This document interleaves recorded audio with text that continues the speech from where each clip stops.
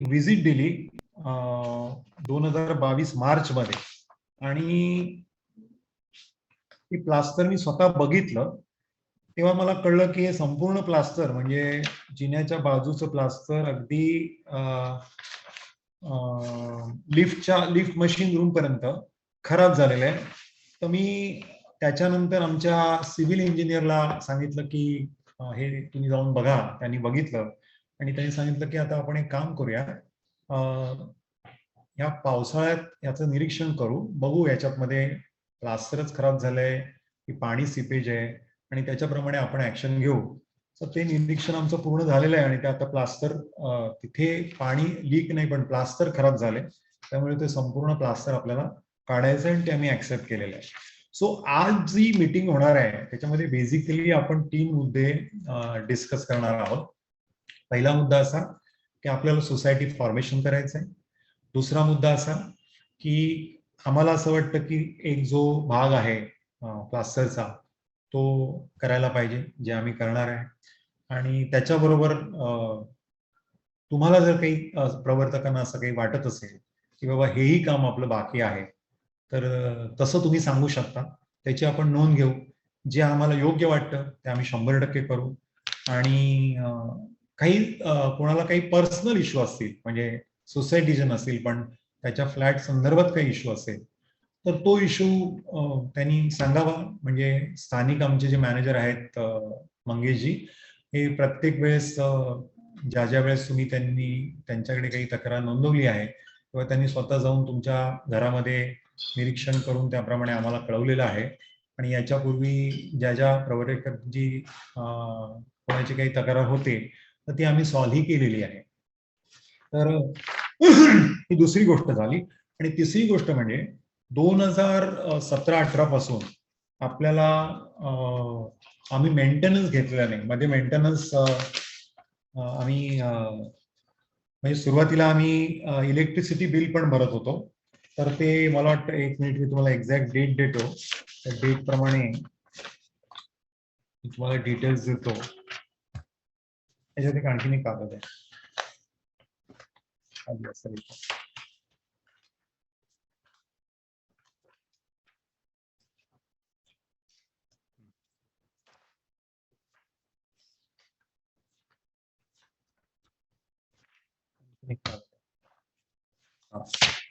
Okay. हा, April 17 पासून April 20 पर्यंत इलेक्ट्रिसिटी बिल आम्ही भरलंय. त्याच वेळेस 2 सिक्युरिटी आणि 1 हाऊसकीपिंगचा माणूस असा हा मेंटेनन्स आहे. तो मे 20 पासून इलेक्ट्रिसिटी बिल आम्ही देणं बंद केलं आणि सर्वांकडून कॉन्ट्रीब्युशन काढणं सुरू केलं. सो मे 20 ते आजपर्यंत इलेक्ट्रिसिटी बिल तुम्ही देताय. त्याच्यानंतर आम्ही 2 सिक्युरिटीचे 1 सिक्युरिटी केला आणि रात्रीचा फक्त सिक्युरिटी ठेवला आणि 1 हाऊसकीपिंग ठेवला. त्याच्यानंतर 1 सप्टेंबर पासून आम्ही रात्रीचं सिक्युरिटी बंद केलेलं आहे आणि आता फक्त 1 हाऊसकीपिंग ठेवलेलं आहे. तर हे जे मेंटेनन्स बिल आहे ह्याची डिटेल्स मी तुम्हाला सगळ्यांना पाठवून देतो. याची टोटल अमाऊंट 12,63,379 रुपये आहे, ज्याच्यामध्ये आम्ही 2 भाग केलेत. एक म्हणजे ज्या लोकांनी फ्लॅट शॉप्स विकत घेतले त्यांचं मेंटेनन्स, आणि दुसरं म्हणजे अनसोल्ड फ्लॅट्स आणि शॉप्स जे अजूनही आमच्याकडे आहेत. कारण अजूनपर्यंत मेजर शॉप्स मला वाटतं 13 आणि 4 17 शॉप्स आमच्याकडेच आहेत. आउट ऑफ 25 शॉप्स मागचे नाही 2 गेले आता. सो मागे 14 शॉप्स आहेत, पुढे 14 शॉप्स आहेत, मागे 11 आहेत, म्हणजे टोटल 25 आहेत. पुढचे सगळे शॉप्स विकत गेलेले 14 गेले आणि मागचे मला वाटतं डांगे साहेबांनी घेतलाय. सो 12 शॉप्स मागे आहेत. सो हे 12 शॉप्स आणि 1 फ्लॅट असं आमचं कॉन्ट्रीब्युशन आहे. तर हे 12,63,000ची डिव्हिजन अशी होते. हे आमचं कॉन्ट्रीब्युशन याच्यामध्ये 7,00,000 पुढे गेली ती फिगर पुढे गेली. हा 7,71,000 जवळजवळ 8 लाख रुपये आम्हाला धरायचे जे आम्ही भरतो, जे काही तुमच्याकडून येणं नाही. तुमच्याकडून येणं आहे 4,92,000. तर याची डिटेल्स आम्ही तुम्हाला या मीटिंग नंतर प्रत्येकाला पाठवू आणि त्याच्यामध्ये हे कलेक्टिव्ह आहे. त्याच्यामध्ये मग पर्सनली प्रत्येक माणसाचं कॉन्ट्रीब्युशन किती आहे याच्याप्रमाणे आम्ही ते तुम्हाला पाठवू. त्याच्यामध्ये बेसिकली 2च गोष्टी आहेत मेंटेनन्समध्ये. एक म्हणजे क्लिनलीनेस म्हणजे हाऊसकीपिंग आणि दुसरं म्हणजे एक नाईटचा सिक्युरिटी. सो हे जे पैसे आहेत हे चेकनी गेलेले आहेत, ह्याच्यामध्ये कुठलाही कॅश नाही. तर संपूर्ण 7 वर्षामध्ये जे याच्याशिवाय जो खर्च झालाय तो फक्त 7,000 रुपये का 8,000 रुपये आहे. आणि इलेक्ट्रिकचं बल्ब बदलणं असे छोटे मोठे खर्च आहेत जे म्हणजे हार्डली 1,000 रुपये वर्ष अशा प्रकारे तो खर्च आहे. सो आजची मीटिंग आता मी इथे सुरू करतो. याच्यामध्ये पुन्हा एकदा मी 2-3 गोष्टी स्पष्ट करतो. या मीटिंग मागचा उद्देश काय आहे? या मीटिंग मधीचा उद्देश 3 आहे. एक, आपल्या सोसायटी फॉर्मेशनची प्रक्रिया सुरू करणं. 2, माझ्याकडून जर काही कामं राहिली असतील तर त्याचा आढावा घेणं, त्याची नोंद करणं आणि जे मला ऍक्सेप्टेबल आहे त्याच्याबद्दल मी कमिटमेंट करणं आणि ती कामं ठराविक वेळेत पूर्ण करणं. आणि तिसरी गोष्ट म्हणजे तुमचा मेंटेनन्स जो तुम्हाला प्रत्येकाला पाठवला जाईल तो मेंटेनन्स तुम्हाला जमा करायचा आहे.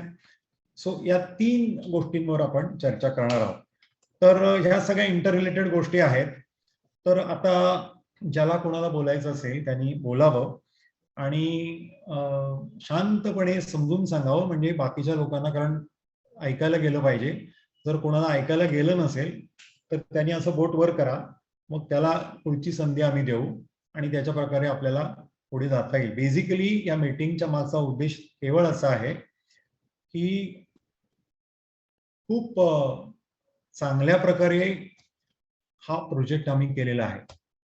याच्यामध्ये लोकांनी यावं, राहावं आणि आनंदाने निवास करावा, व्यवसाय करावा हा त्याच्या मागची मनीषा आहे. जर काही इश्यू असतील तर शांततेने, सामंजस्याने, प्रेमाने आणि आदराने आपण एकमेकांशी चर्चा करून त्यातून नक्कीच मार्ग आपण काढू शकतो. आणि या भूमिकेने आणि या हेतूने ही मीटिंग लावलेली आहे. आता ही मीटिंग झूम मीटिंग याच्यासाठी लावलेली आहे कारण मीटिंगचा हेतू एकमेकांना आपली भूमिका समजणं, त्यातून जे निर्णय घेणं त्याची अंमलबजावणी करणं असं आहे.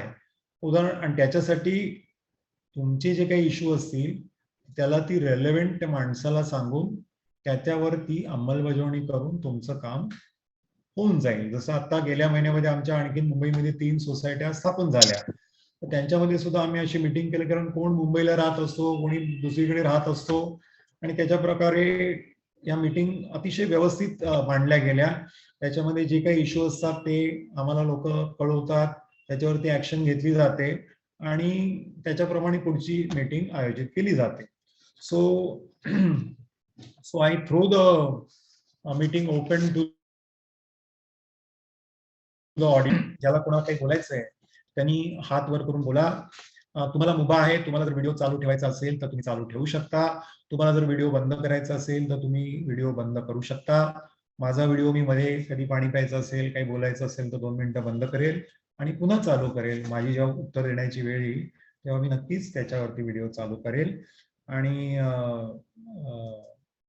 फक्त तुम्हाला जेव्हा बोलायचं असेल तेव्हा मात्र तुम्हाला व्हिडिओ ऑन करावा लागेल. कारण जोपर्यंत तुम्ही व्हिडिओ ऑन करून असं बोट दाखवत नाही तोपर्यंत मला हे समजणं कठीण आहे की तुम्हाला बोलायचंय. तर तेवढं तुम्ही हे करू शकता. मला वाटतं बरेच लोक आता या मीटिंग मध्ये जॉईन झालेले आहेत, त्यामुळे आता मीटिंगचे पुढचा विषय घ्यायला हरकत नाही. मी 2 मिनिटं व्हिडिओ बंद करतोय. ज्याला बोलायचं त्यांनी हात वर करा, मी त्याचा आम्ही अनम्यूट करू. सो त्याच्याप्रमाणे पुढे बोलता येईल. आता डॉक्टर अजय सानप यांना आपण पहिला क्रमांक देतोय बोलायचा. सो डॉक्टर साहेब, मी तुमचा व्हिडिओ अनम्यूट करतो आणि शांतपणे बोला. कारण हे काय आहे, लॉंग डिस्टन्स असल्यामुळे समोरच्या माणसाला ऐकायला जाण्यासाठी तुम्हाला बोलण्याची स्पीड थोडासा मी जसं आता मुद्दाम हळू बोलतोय तसं तुम्हाला थोडंसं हळू बोलावं लागेल आणि म्हणजे सगळ्यांना ऐकायला जाईल आणि मुद्द्यात मुद्द्यात मांडा, म्हणजे मुद्दा नंबर 1, 2, 3 असं मांडा, म्हणजे समजायला आपल्याला सोपं पडेल. सो मी 2 मिनिटं फक्त व्हिडिओ बंद करतोय, माझा व्हॉइस ऑन राहील, बाकी सगळ्यांना मी म्यूट केलेला आहे. डॉक्टर सानप आता बोलतील. डॉक्टर साहेब, तुम्ही जेव्हा बोलत असाल तेव्हा तुमचा व्हिडिओ चालू ठेवा, म्हणजे तुम्ही बोलताय आम्हाला कळेल, आणि तुमचं माईकही ऑन ठेवा. Doctor Sanap please. पाणी द्या जरा, व्हिडिओ बंद करा. हॅलो. हा डॉक्टर सानप, आम्ही तुमचा आवाज सगळ्यांना ऐकायला येतोय, त्यामुळे तुम्ही बोलू शकता. माझा व्हिडिओ मी ऑफ करतोय, पण माझा आवाज चालू राहणार. एक्सरे चालू. हा, हॅलो. बोला डॉक्टर साहेब, नमस्कार. नमस्कार. मला जरा घाई होती, प्रोसिजर होती ऑपरेशन, म्हणून जरा मी पहिल्यांदा बोलण्याचा चान्स मागितला. जरूर जरूर बोला. हा, 2-3 गोष्टी आहेत डॉक्टर साहेब. एक गोष्ट म्हणजे आपलं सोसायटी, आता आपण बरेच वर्ष झालं सोसायटीसाठी प्रयत्न करतोय, पण ते जरासं लवकर व्हावी ही अपेक्षा आहे. आता तुम्ही दुसरं जे गोष्ट होती की आपण आता 2020 पर्यंत तुम्ही जे म्हणाला की मेंटेनन्स वगैरे खर्च सगळं तुम्ही केला म्हणून, तर तुमच्याच भाषेमध्ये थोडंसं आधी तुम्ही बोलले होते की 2020 पर्यंत फ्लॅटची म्हणजे संख्या सुद्धा, विक्री पण थोड्या कमी प्रमाणात झाली होती. त्याच्यामुळं ती जो मेंटेनन्स करणं अपेक्षित होतं ते तुम्हीच करणं अपेक्षित होतं असं मला वाटतं. म्हणजे माइट बी मी चुकीचं जर बोलत असेल तर मला करेक्ट करा, तो काही इश्यू नाही. दुसरी गोष्ट, मला असं वाटतं की सगळ्यात प्रथम मी सीआरडी प्राईम मध्ये राहायला येणारा मीच पहिला माणूस असेल. बुक करणारे बरेच लोक होते, पण पहिला मीच होतो राहायला जो गेलो पहिल्यांदा. त्यावेळेला जे राहताना म्हणजे अनुभव आला तो खरंच चांगला होता, म्हणजे वाईट असा नव्हता. सुरुवातीच्या काळामध्ये एकदम म्हणजे इथं प्लेजंट वातावरण वगैरे सगळं होतं, पण थोडंसं जसं जसं दिवस गेले थोडंसं भ्रमनिराश झाल्यासारखं झालं. त्याच्यामध्ये महत्वाचं कारण असं होतं की एकतर आपलं लिफ्ट ही फार उशिरा बसली गेली. लिफ्ट मला माहित नाही किती तारखेला बसली गेली, आणि जेव्हापासून लिफ्ट बसलीये त्याच्यापेक्षा जास्त वेळ ही बंदच असते, म्हणजे निम्म्यापेक्षा जास्त वेळा ती बंदच असते. त्याच्यामुळे तो लिफ्टचा एक इश्यू फार मोठा आहे. माझे आई वडील म्हातारे आहेत, माझी मध्ये अँजिओप्लास्टी झाली तरी मला म्हणजे जिना थांबत थांबत चढायला वगैरे लागायचं, खाली उतरताना पण मी विचार करायचो. त्याच्यानंतर लिफ्टचा एक इश्यू आहे. सगळ्यात महत्वाचा इश्यू म्हणजे की काही ठिकाणी पाणी लिकेज भरपूर होतंय. म्हणजे काही दरवाजाच्या इथून पाणी येतंय, कुठे फ्लॅटच्या इथून पाणी येतंय. बऱ्याच ठिकाणी प्लास्टर मागच्या वर्षी पडलं होतं, त्याचे मी फोटो पण टाकले होते, आणि मी मग माझ्याच खर्चाने ह्या वर्षी आतलं थोडंसं प्लास्टर फोडून परत काम करून घेतलं, जेणेकरून मला ते माझ्याकडे एक कार्यक्रम होता आणि माझ्याकडे माझे सगळे रिलेटिव्ह येणार होते. त्याच्यामुळे मला ते करणं क्रमप्राप्त होतं, म्हणजे ते तसंच मला राहणं परवडणारं नव्हतं. त्याच्यामुळे मी ती एक गोष्ट केली. त्याच्यानंतर अशा बऱ्याचशा गोष्टी आहेत की ज्या गोष्टीमुळे थोडंसं हे झालं. आता म्हणजे थोडंसं अडचण निर्माण होते राहताना.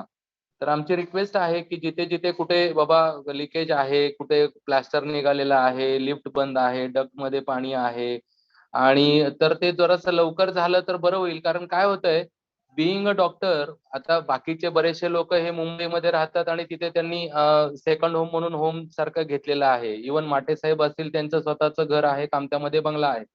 त्यांच्याकडे 4 मोठे कोण वरिष्ठ येणार असतील, पदाधिकारी, नेते मंडळी, कोणी, तर ते तिकडे घेऊन जातात, आपल्या बिल्डिंग मध्ये आणत नाहीत. कारण त्यांना ते जिना बिना बघितल्यानंतर कोणी म्हणेल हे कोण कुठं राहते, कसं राहते. म्हणजे तुम्ही जर येऊन बघितली अवस्था, तर असं कोण म्हणणार नाही की डॉक्टर तिथे राहतात कसे काय. आता माझा भाऊ आयस आहे, तो इथं येऊन गेला, तर तो मला स्वतः म्हणला, अरे असं कशाला ह्याच्यामध्ये राहतो, सरळ घे ना, बंगला बांध ना, तुला काय पैशाची कमी आहे का. म्हणजे हा विषय होतो. म्हणजे आपण जिथे राहतोय ती राहण्याची जागा कशी असावी. ते खाली पार्किंग मध्ये दुर्गंधी सगळी, त्या मान्सून हॉटेल मधनं जे काही येतं सगळं धूर हा 3ऱ्या मजल्यापर्यंत धूर जातो. संध्याकाळी 7 वाजता तुम्ही दरवाजा उघडा नाही ठेवू शकत, ही परिस्थिती.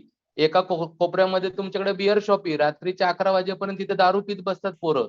ही परिस्थिती. ही तुम्ही म्हणला की तुम्ही एक इंटरनॅशनल ब्रँड डॉमिनोज तिथं आणलाय, तो प्रॉब्लेम नाहीये, तो आला, पण त्याच्याबरोबर बाकीच्या पण काही गोष्टी आहेत की ज्या दुर्लक्षित करून चालणार नाहीत. त्याचा सुद्धा त्रास होतो. आणि कसं होतं, प्रत्येकाचा व्यवसाय असतो, प्रत्येकाने तो केला पाहिजे, पण कोणता व्यवसाय कोणत्या ठिकाणी केला पाहिजे ह्याला सुद्धा थोड्याशा मर्यादा असाव्यात. आणि तिसरी गोष्ट, आता 9 नंबरचा फ्लॅट पांडे साहेबांचा जो माझा मित्र वापरत होता, त्या फ्लॅटच्या अक्षरशः दोन्ही चौकट्या निघून गेल्या होत्या. वरती ढपला पडला होता. मध्येच बेडरूम मध्ये पाणी गळत होतं. त्याचे फोटो सुद्धा आहेत. तुम्हाला पाहिजे असतील तर ते मी फॉरवर्ड करू शकतो. ते नागेश म्हणून आमचा डॉक्टर राहत होता त्यावेळेला. त्या सगळ्या अशा बारीक-सारीक गोष्टी आहेत, की आता म्हणजे प्रत्येक गोष्ट सांगणं इज व्हेरी डिफिकल्ट. पण बिल्डिंगची एकंदरीत परिस्थिती बघता फार दुरावस्था झालेली आहे. असं कोण म्हणणार नाही, की ही 5 वर्ष जुनी बिल्डिंग आहे. तर थोडंसं त्याच्यावरती तुम्ही लक्ष केंद्रित करा आणि सगळ्यात महत्त्वाचं खालचं ड्रेनेज. पार्किंगला गाडी लावण्याशिवाय काहीही उपयोग होत नाही. कारण खाली फिरू शकत नाही माणूस. त्याचं कारण एवढी वास येतो, कधी-कधी लीकेज होऊन ओव्हरफ्लो होतो आणि मी म्हणजे माझं ऑपरेशन झालं तेव्हा पार्किंगला फिरायचो. आता फिरू शकत नाही अशी परिस्थिती आहे. तुम्ही कधी पण या आणि येऊन पहा, तुमच्या लक्षात येईल. एवढंच मला डॉक्टर साहेब, तुमचे काही मुद्दे जे आहेत ते फटफट मी क्लिअर करतो, कारण ते मुद्दे माझ्याशी रिलेटेड नाही आहेत. तर ते जे रिलेटेड आहेत ते मी ताबडतोब याच्यावर घेतो. साहेब, लिफ्टची वॉरंटी 1 वर्ष असते. त्याच्यानंतर तुम्हाला मेंटेनन्स करायचा असतो. तो मेंटेनन्स झाला पाहिजे, त्याच्यासाठी तुम्हाला एएमसी करायचं असतं. आणि एएमसी केल्यानंतर तो माणूस येतो, तरी सुद्धा जोपर्यंत आमचं म्हणजे माझी जरी 1 वर्षाची जरी वॉरंटी असेल, तरी मी त्यांना सांगितलं होतं की जोपर्यंत मी तुम्हाला सांगतोय तुम्ही जा आणि त्यांच्याबरोबर तुम्ही लिफ्टचं जे काही काम असेल ते करून घ्या. आता माझं म्हणणं हेच आहे की ज्या वेळेस आम्ही तुम्हाला फ्लॅट विकतो त्यावेळेस तुमच्या ॲग्रीमेंटमध्ये आम्ही 1 वर्षाचं मेंटेनन्स घेतो. त्याच्यानंतर जे काही मेंटेनन्स असतं हे तुम्हाला स्वतःला करायचं असतं. म्हणजे तुमची जर अशी अपेक्षा असेल की मी ते मेंटेनन्स करावं, तर माफ करा साहेब, मी ते मेंटेनन्स करू शकत नाही. फक्त समजा आपल्याकडे 35 फ्लॅट असतील आणि त्या फ्लॅटमध्ये जर आपल्याला माझी फ्लॅट 16 अनसोल्ड माझ्याकडे असतील तर त्याचं मेंटेनन्स मी करतोय. तुम्ही म्हणालात की 2020 पर्यंत मेंटेनन्स केलं, मी आजही मेंटेनन्स मीच भरतोय. फक्त तुम्ही इलेक्ट्रिसिटी बिल भरता. सोसायटीचं मेंटेनन्स म्हणजे फक्त इलेक्ट्रिसिटी बिल भरणं असं नाही. एवढा कचरा तुम्ही म्हणताय, दुर्गंधी आणि कचरा हा का होतो? कारण सोसायटीमध्ये मेंटेनन्स होत नाही. तो जर तुम्ही लक्षात घेतलं आणि तो जर तुम्ही मेंटेनन्स केला तर होतं. आता तुम्ही मान्सून या हॉटेलची तक्रार केली. आता तुम्हाला 2 मिनिटात मी मान्सूनची गोष्ट सांगतो. मान्सून हा भाड्यानी मला वाटतं भोजनेंच्या नाही वनकुद्रे राजेंद्र वनकुद्रे यांच्याकडे ते मान्सूनचं ते त्यांनी भाड्याने दिलेलं आहे. तर 2-3 वेळा मी त्यांना आणि आमचं एक शॉप मागचं आम्ही भाड्याने दिलेलं होतं. आता ते शॉप मला वाटतं प्राजक्ता मॅडमनी विकत घेतलेलं आहे. ओके, सो ज्या वेळेस आता तुम्ही विचार करा, डेव्हलपर किंवा विकासक जर तुम्हाला दुर्गंधी येत असेल, त्याचं धूर येत असेल, तर तुम्ही त्यांना सांगू शकता की बाबा या दुर्गंधीवर एकतर तू कायमची ऍक्शन घे किंवा तुझं आम्हाला दुकानच नको, तू दुकान बंद कर. आता मी जर सांगितलं दुकान बंद कर तर वनकुद्रे साहेब मला काय म्हणणार, अरे डॉक्टर आम्हाला भाडं मिळतं, तुम्ही त्याचं दुकान बंद केलं, आमचं इन्कम कमी झालं. तीच कंप्लेंट प्राजक्ता मॅडमची येणार. सो हा जो बेसिक ही जी गोष्ट आहे की दुर्गंधी येते, त्यांचं ड्रेनेज चोक होतं, तर याच्यासाठी तुम्हाला स्वतःला एक निर्णय घ्यावा लागेल की बाबा खरोखरच मान्सूननी होतं का हे, का तो अशा आहे जी काय त्याचे काही जे काही ड्रेनेजमध्ये टाकतो ते योग्य आहे का. तसं असेल तर ते बंद झालं पाहिजे. म्हणजे मला नाही वाटत की हे बोलण्यासाठी कोणाला कन्व्हिन्स करायची गरज आहे किंवा हे कंप्लेंट चुकीची आहे मला काही वाटतच नाही. कारण हे जर खरं असेल तर त्याला तुम्ही सांगितलं पाहिजे की बाबा तुझ्यामुळे ड्रेनेज ब्लॉक होत आहे. मी स्वतः त्याला 2 वेळा सांगितलंय, त्याला बोलून मी जेव्हा चिपळूणला आला तेव्हा त्याला स्वतःहून सांगितलं होतं की बाबा तुला तुझं हे ड्रेनेज कंप्लेंट नाही आली पाहिजे, मला आली नाही तर तो सोसायटी तुझ्यावर ऍक्शन घेईल आणि मग तो धंदा बंद करावा लागेल. सो हा जो प्रश्न आहे तो तुम्ही मला वाटतं की डायरेक्टली वनकुद्रे, प्राजक्ता मॅडम, मान्सून यांच्याशी तुम्ही बोला आणि त्याचा जो काही इश्यू आहे तो तुम्ही त्याला सांगा की तुला जर धुराने जर सगळ्यांना त्रास होत असेल तर तू तुझा बिझनेस बंद करून टाक. आणि जर त्याच्यावरती तो करेक्टिव्ह ऍक्शन घ्यायची तयारी असेल तर ती ऍक्शन घ्यायला पाहिजे. सो लिफ्टची इश्यू आहे डॉक्टर साहेब, 1 वर्षाचं लिफ्टचं वॉरंटी आम्ही देतो. त्याच्यानंतर आजपर्यंत लिफ्टचं मेंटेनन्स तुम्ही एकही रुपया भरलेला नाही कुणीही. असं चालत नाही. लिफ्ट ही मोबाईल वस्तू आहे, त्याच्यासाठी त्याला रेग्युलर मेंटेन करणं आवश्यक असतं आणि हे मेंटेनन्स तुम्हालाच करायला पाहिजे. मी आजपर्यंत मेंटेनन्स केला. जे तुम्ही म्हणता की मेंटेनन्स ह्या ज्या मोबाईल वस्तू आहेत, लिफ्ट म्हणा, इलेक्ट्रिसिटीचे लाईट्स म्हणा, बल्ब म्हणा, सिक्युरिटी म्हणा, स्वच्छता टापटीप ठेवणं, ह्या गोष्टी ह्या मेंटेनन्स मध्ये आल्या पाहिजेत. जर तुम्ही नाही केले तर किती सुंदर राजमहाल सुद्धा तो दुसऱ्या दिवशी घाणेरडाच वाटणार, ती दुर्गंधी येणार असेल, कचरा पडला असेल तर त्याच्यामध्ये विकासक काय करू शकत नाही. ही आपल्या सगळ्यांची कलेक्टिव्ह जबाबदारी आहे आणि ती कलेक्टिव्ह जबाबदारी आपण पार पाडली पाहिजे. आता हे जे तुम्ही पार्किंग मध्ये दुर्गंधी म्हणता ते हा इश्यू तोच आहे की त्याचे जर कचरा पडत असेल दुर्गंधी येणार. तर त्याच्यासाठी मी जे तुम्हाला पार्किंग केलं त्यावेळेस पार्किंग कसं होतं, तुम्ही तिथे फिरत होता. मग त्याच्यानंतर जर पार्किंग मध्ये जर दुर्गंधी येत असेल, कचरा पडत असेल, ते आपल्याला त्याची काळजी घेतलीच पाहिजे. आता मी तुमचे major point, society maintenance, lift maintenance, पार्किंगची दुर्गंधी, मान्सून हॉटेल बद्दलची कंप्लेंट, हे याला उत्तर दिलं. आता प्लास्टरचं इश्यू मी तुम्हाला लिहूनच दिलेलं आहे की जो जिन्याच्या बाजूचं प्लास्टर आहे ते खराब आहे आणि ते आम्ही करूनच देतोय. सो ज्यावेळेस ते प्लास्टर आम्ही करून देऊ त्यावेळेस ती प्लास्टरची इश्यू निघून जाईल. आणि हे प्लास्टर संपूर्ण लिफ्ट मशीन रूम पर्यंत आम्ही करतोय, म्हणजे फक्त खाली करतोय असं नाही. आणि ते मी जे तुम्हाला लेटर पाठवलं, मला वाटतं 28 एप्रिल 2022, त्या लेटरमध्ये तुम्हाला लिहून ठेवलेलं आहे हे काम आम्ही करणार आहे. आता आम्ही त्याची पूर्ण हे बघितलेली आहे. इनफॅक्ट मला आणखीन एक गोष्ट सांगायची की लिफ्टचं बॉटम पीठ जी असते त्या पीठचं पण वॉटरप्रूफिंग आम्ही केलं. पण ज्या वेळेस 2021ला जो पूर आला, जो भयानक होता की ज्याच्यामध्ये लिफ्ट काय अगदी आपलं 4 फुटापर्यंत बेसमेंटमध्ये पाणी साठलं, तर ते वॉटरप्रूफिंग निघून जातं. म्हणजे एकदा तुम्ही पाणी आत आलं की वॉटरप्रूफिंग संपलं. पण हा एक जरा डेलिकेट विषय आहे आणि वॉटरप्रूफिंग हा विषय तुम्ही तुमच्यावर टाकू नये असं मला वाटतं. तो जरी तो मी आता ऍक्च्युली एकदा फ्लड आल्यानंतर वॉटरप्रूफिंगचा विषय राहता तरी मला ते करायचं आहे. कारण एकदा केला तर आता आम्ही ह्या वर्षी बघितलं की बाबा पुन्हा फ्लड येतोय का नाही येत आहे. तर आम्ही खरं तो वॉटरप्रूफिंगचा विषय घेणार होतो मे महिन्यामध्ये, जून महिन्यामध्ये. पण जेव्हा आमचे सिव्हिल इंजिनियर म्हणाले साहेब एकदा पाणी भरलेलं आहे, वॉटरप्रूफिंग निघून गेलेलं आहे, आता ह्या पावसाळ्यात जर पुन्हा आलं तर पुन्हा आत्ता गेलेलं वॉटरप्रूफिंग 2 महिनेही टिकणार ना, तर हे 2 महिने जाऊन देत.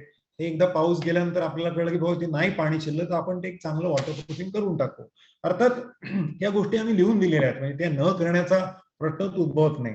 बाकी तुम्ही जी म्हणता बिल्डिंगची अवस्था, तर मला एवढंच म्हणायचं साहेब की ते प्लास्टर सोडून असं काय गोष्ट आहे की जे बिल्डिंगची अवस्था वाईट आहे. कारण मी स्वतः जेव्हा एप्रिलला आलो तेव्हा मी संपूर्ण तळमजल्यावर बघितलं, व्यवस्थित होतं. त्याच्यामध्ये मी जे मेंटेन केलं ते सुद्धा तुम्हाला सांगतो. आता 2015 साली आपली ओसी आली, त्याच्यानंतर 7 वर्षांनी तो जे आम्ही ग्राउंड फ्लोअरला स्पेशल फॉल सिलिंग करून घेतलेलं आहे.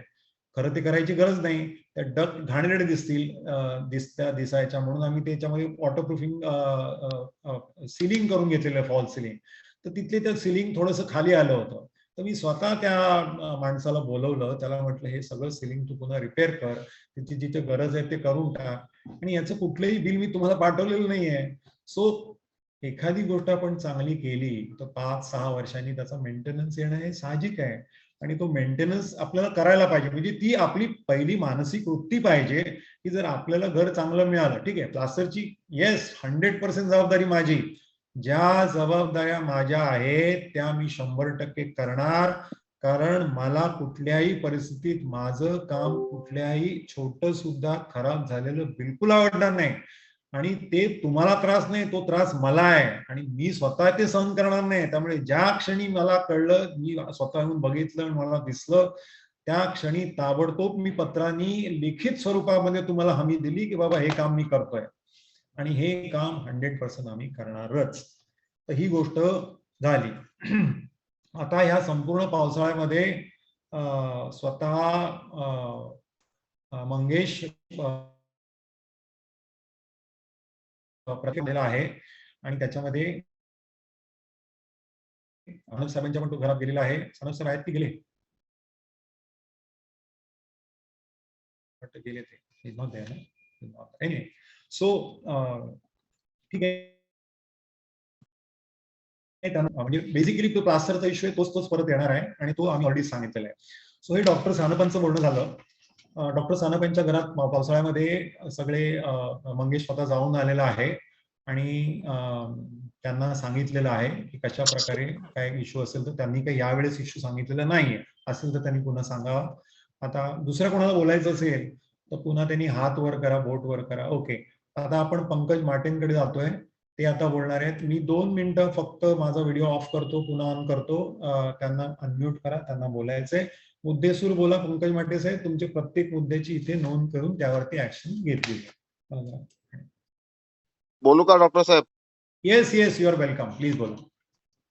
डॉक्टर साहेब, पहिला माझा मुद्दा असा आहे की तुम्ही माझे काका विजय शेठ माटेंना जो शब्द दिला होता 10 किंवा 15 तारखेपर्यंत येऊन बिल्डिंगची पाहणी करतो, तर माझी सर्वांच्या वतीने तुम्हाला विनंती की तुम्ही येत्या आठवड्याभरात किंवा 4-5 दिवसात येऊन बिल्डिंगची स्वतः पाहणी करावी. हा माझा पहिला मुद्दा आहे.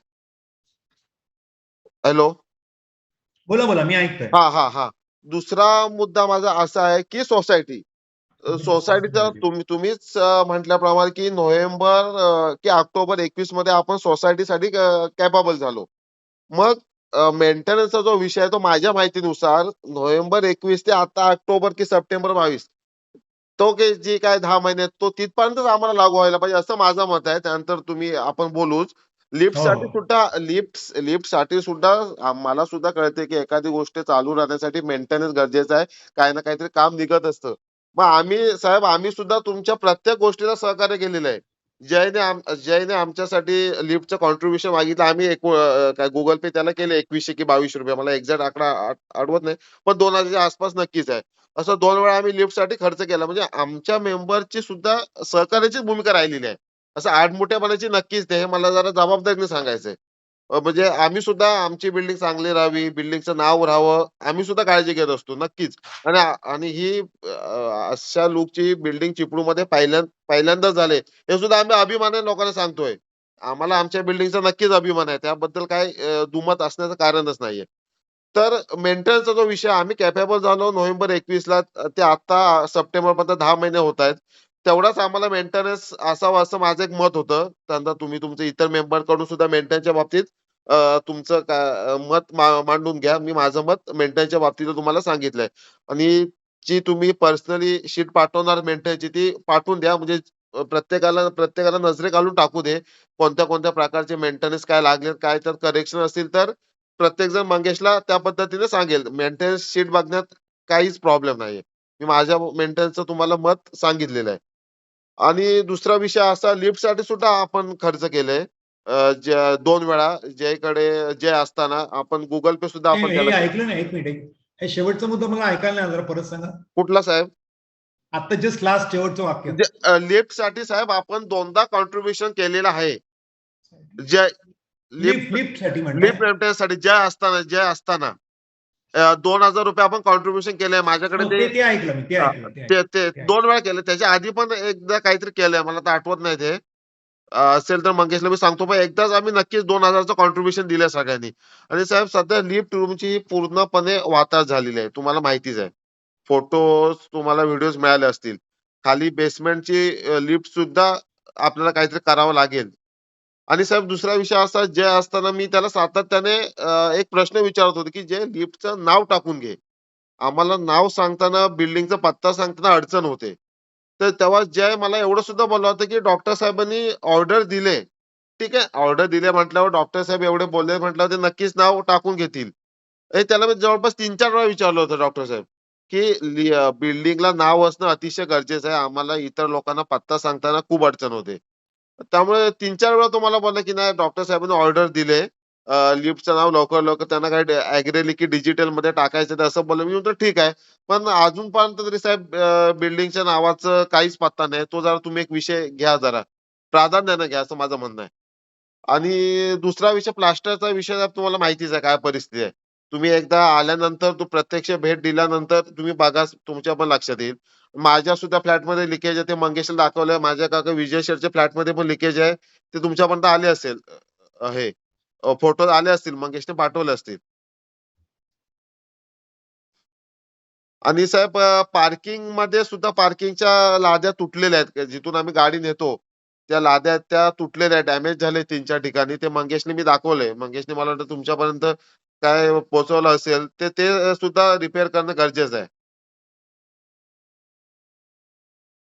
आणि साहेब परत पार्किंग लेआउट पार्किंग कुणाची कुठे आहे तो बोर्ड लावणं सुद्धा एक गरजेचं आहे. आणि साहेब सोसायटी साठी आम्हाला एक ऑफिस कोणतं देणार त्याची एक काय तरतूद आहे ते आम्हाला सगळ्या मेंबर्सना कळावं. आणि साहेब सोसायटीसाठी मला वाटतं प्रत्येकानं तो जो काही चार्ज आहे माझ्या माहितीनुसार 75 तो आम्ही तुम्हाला दिलेला आहे. त्यामुळे सोसायटी तुम्ही आम्हाला करून द्यावी. बाकी जे काही सहकार्य आहे ते आम्हाला जे काही म्हणजे तुमचा जो विषय आहे मेंटेनन्सचा तो आम्ही स्थानिक लोक किंवा काय सगळ्यांनी चर्चा करून आम्ही ठरवू. आम्ही असं हे सहकार्य करण्याची भूमिका नाहीये त्या बाबतीत. ज्या काही गोष्टी योग्य असतील, जो काही तुम्ही चार्ज योग्य लावला असेल, तर आम्ही सगळे मी बसून काय ते ठरवू आणि तुम्हाला तो निर्णय सांगू. पण तुम्ही जो काही तयार केलाय तो सगळ्या मेंबर्सना पाठवावा. सगळ्यांना त्या बाबतीत समजेल. आणि डॉक्टर सानप बोलल्याप्रमाणे साहेब जरा ते पार्किंगचं दुर्गंधी पाणी येतं. जरा मान्सूनवाल्यांना तुम्ही सुद्धा सांगा जरा तुमच्या पद्धतीने. काय त्याच्यासाठी आम्ही रात्रीचा नसतो इथे कारण माझं घर आहे कामत्यात. रात्रीचा काय त्रास होत असेल धुराचा तो सानप साहेब बोलले. ते मला सुद्धा आत्ताच समजलं. मला सुद्धा ह्याच्या आधी ते बोलले नव्हते. आणि बिअर शॉपीवाल्यांना सुद्धा जरा शांततेत हे करायला सांगा. का गोंधळ त्यांचा सुद्धा तो बिझनेस आहे. पण शांततेत त्यांचे कस्टमर त्यांना जरा हँडल करायला सांगा. एवढंच आमचं म्हणणं आहे. आणि महत्वाचा विषय साहेब लीकेज. 3rd फ्लोअर चढल्यानंतर जो पॅसेज आहे मंगेशला दाखवलं मी. तर खूप लीकेज झालेलं आहे तिथं खूप म्हणजे खूप. तो जरा तुम्ही प्रत्यक्ष सांगण्यापेक्षा मी प्रत्यक्ष तुम्ही आल्यानंतर बघितलं तर खूप बरं होईल. आणि लिफ्ट रूमचं तुम्हाला माहितीच आहे. आता मला वाटतं मुद्दे माझे सगळे बऱ्यापैकी कव्हर झालेत. काय राहिलं असं वाटत नाही. काय राहिलं असेल तर इतर मेंबर्स सांगतील. आणि साहेब एक सध्या मिनिट हे लाइटिंगचा तुम्ही इश्यू बोला. मी 1 मिनिट जस्ट व्हिडिओ बंद करतो. एकच मिनिट तुम्ही चालू ठेवा तुमचं.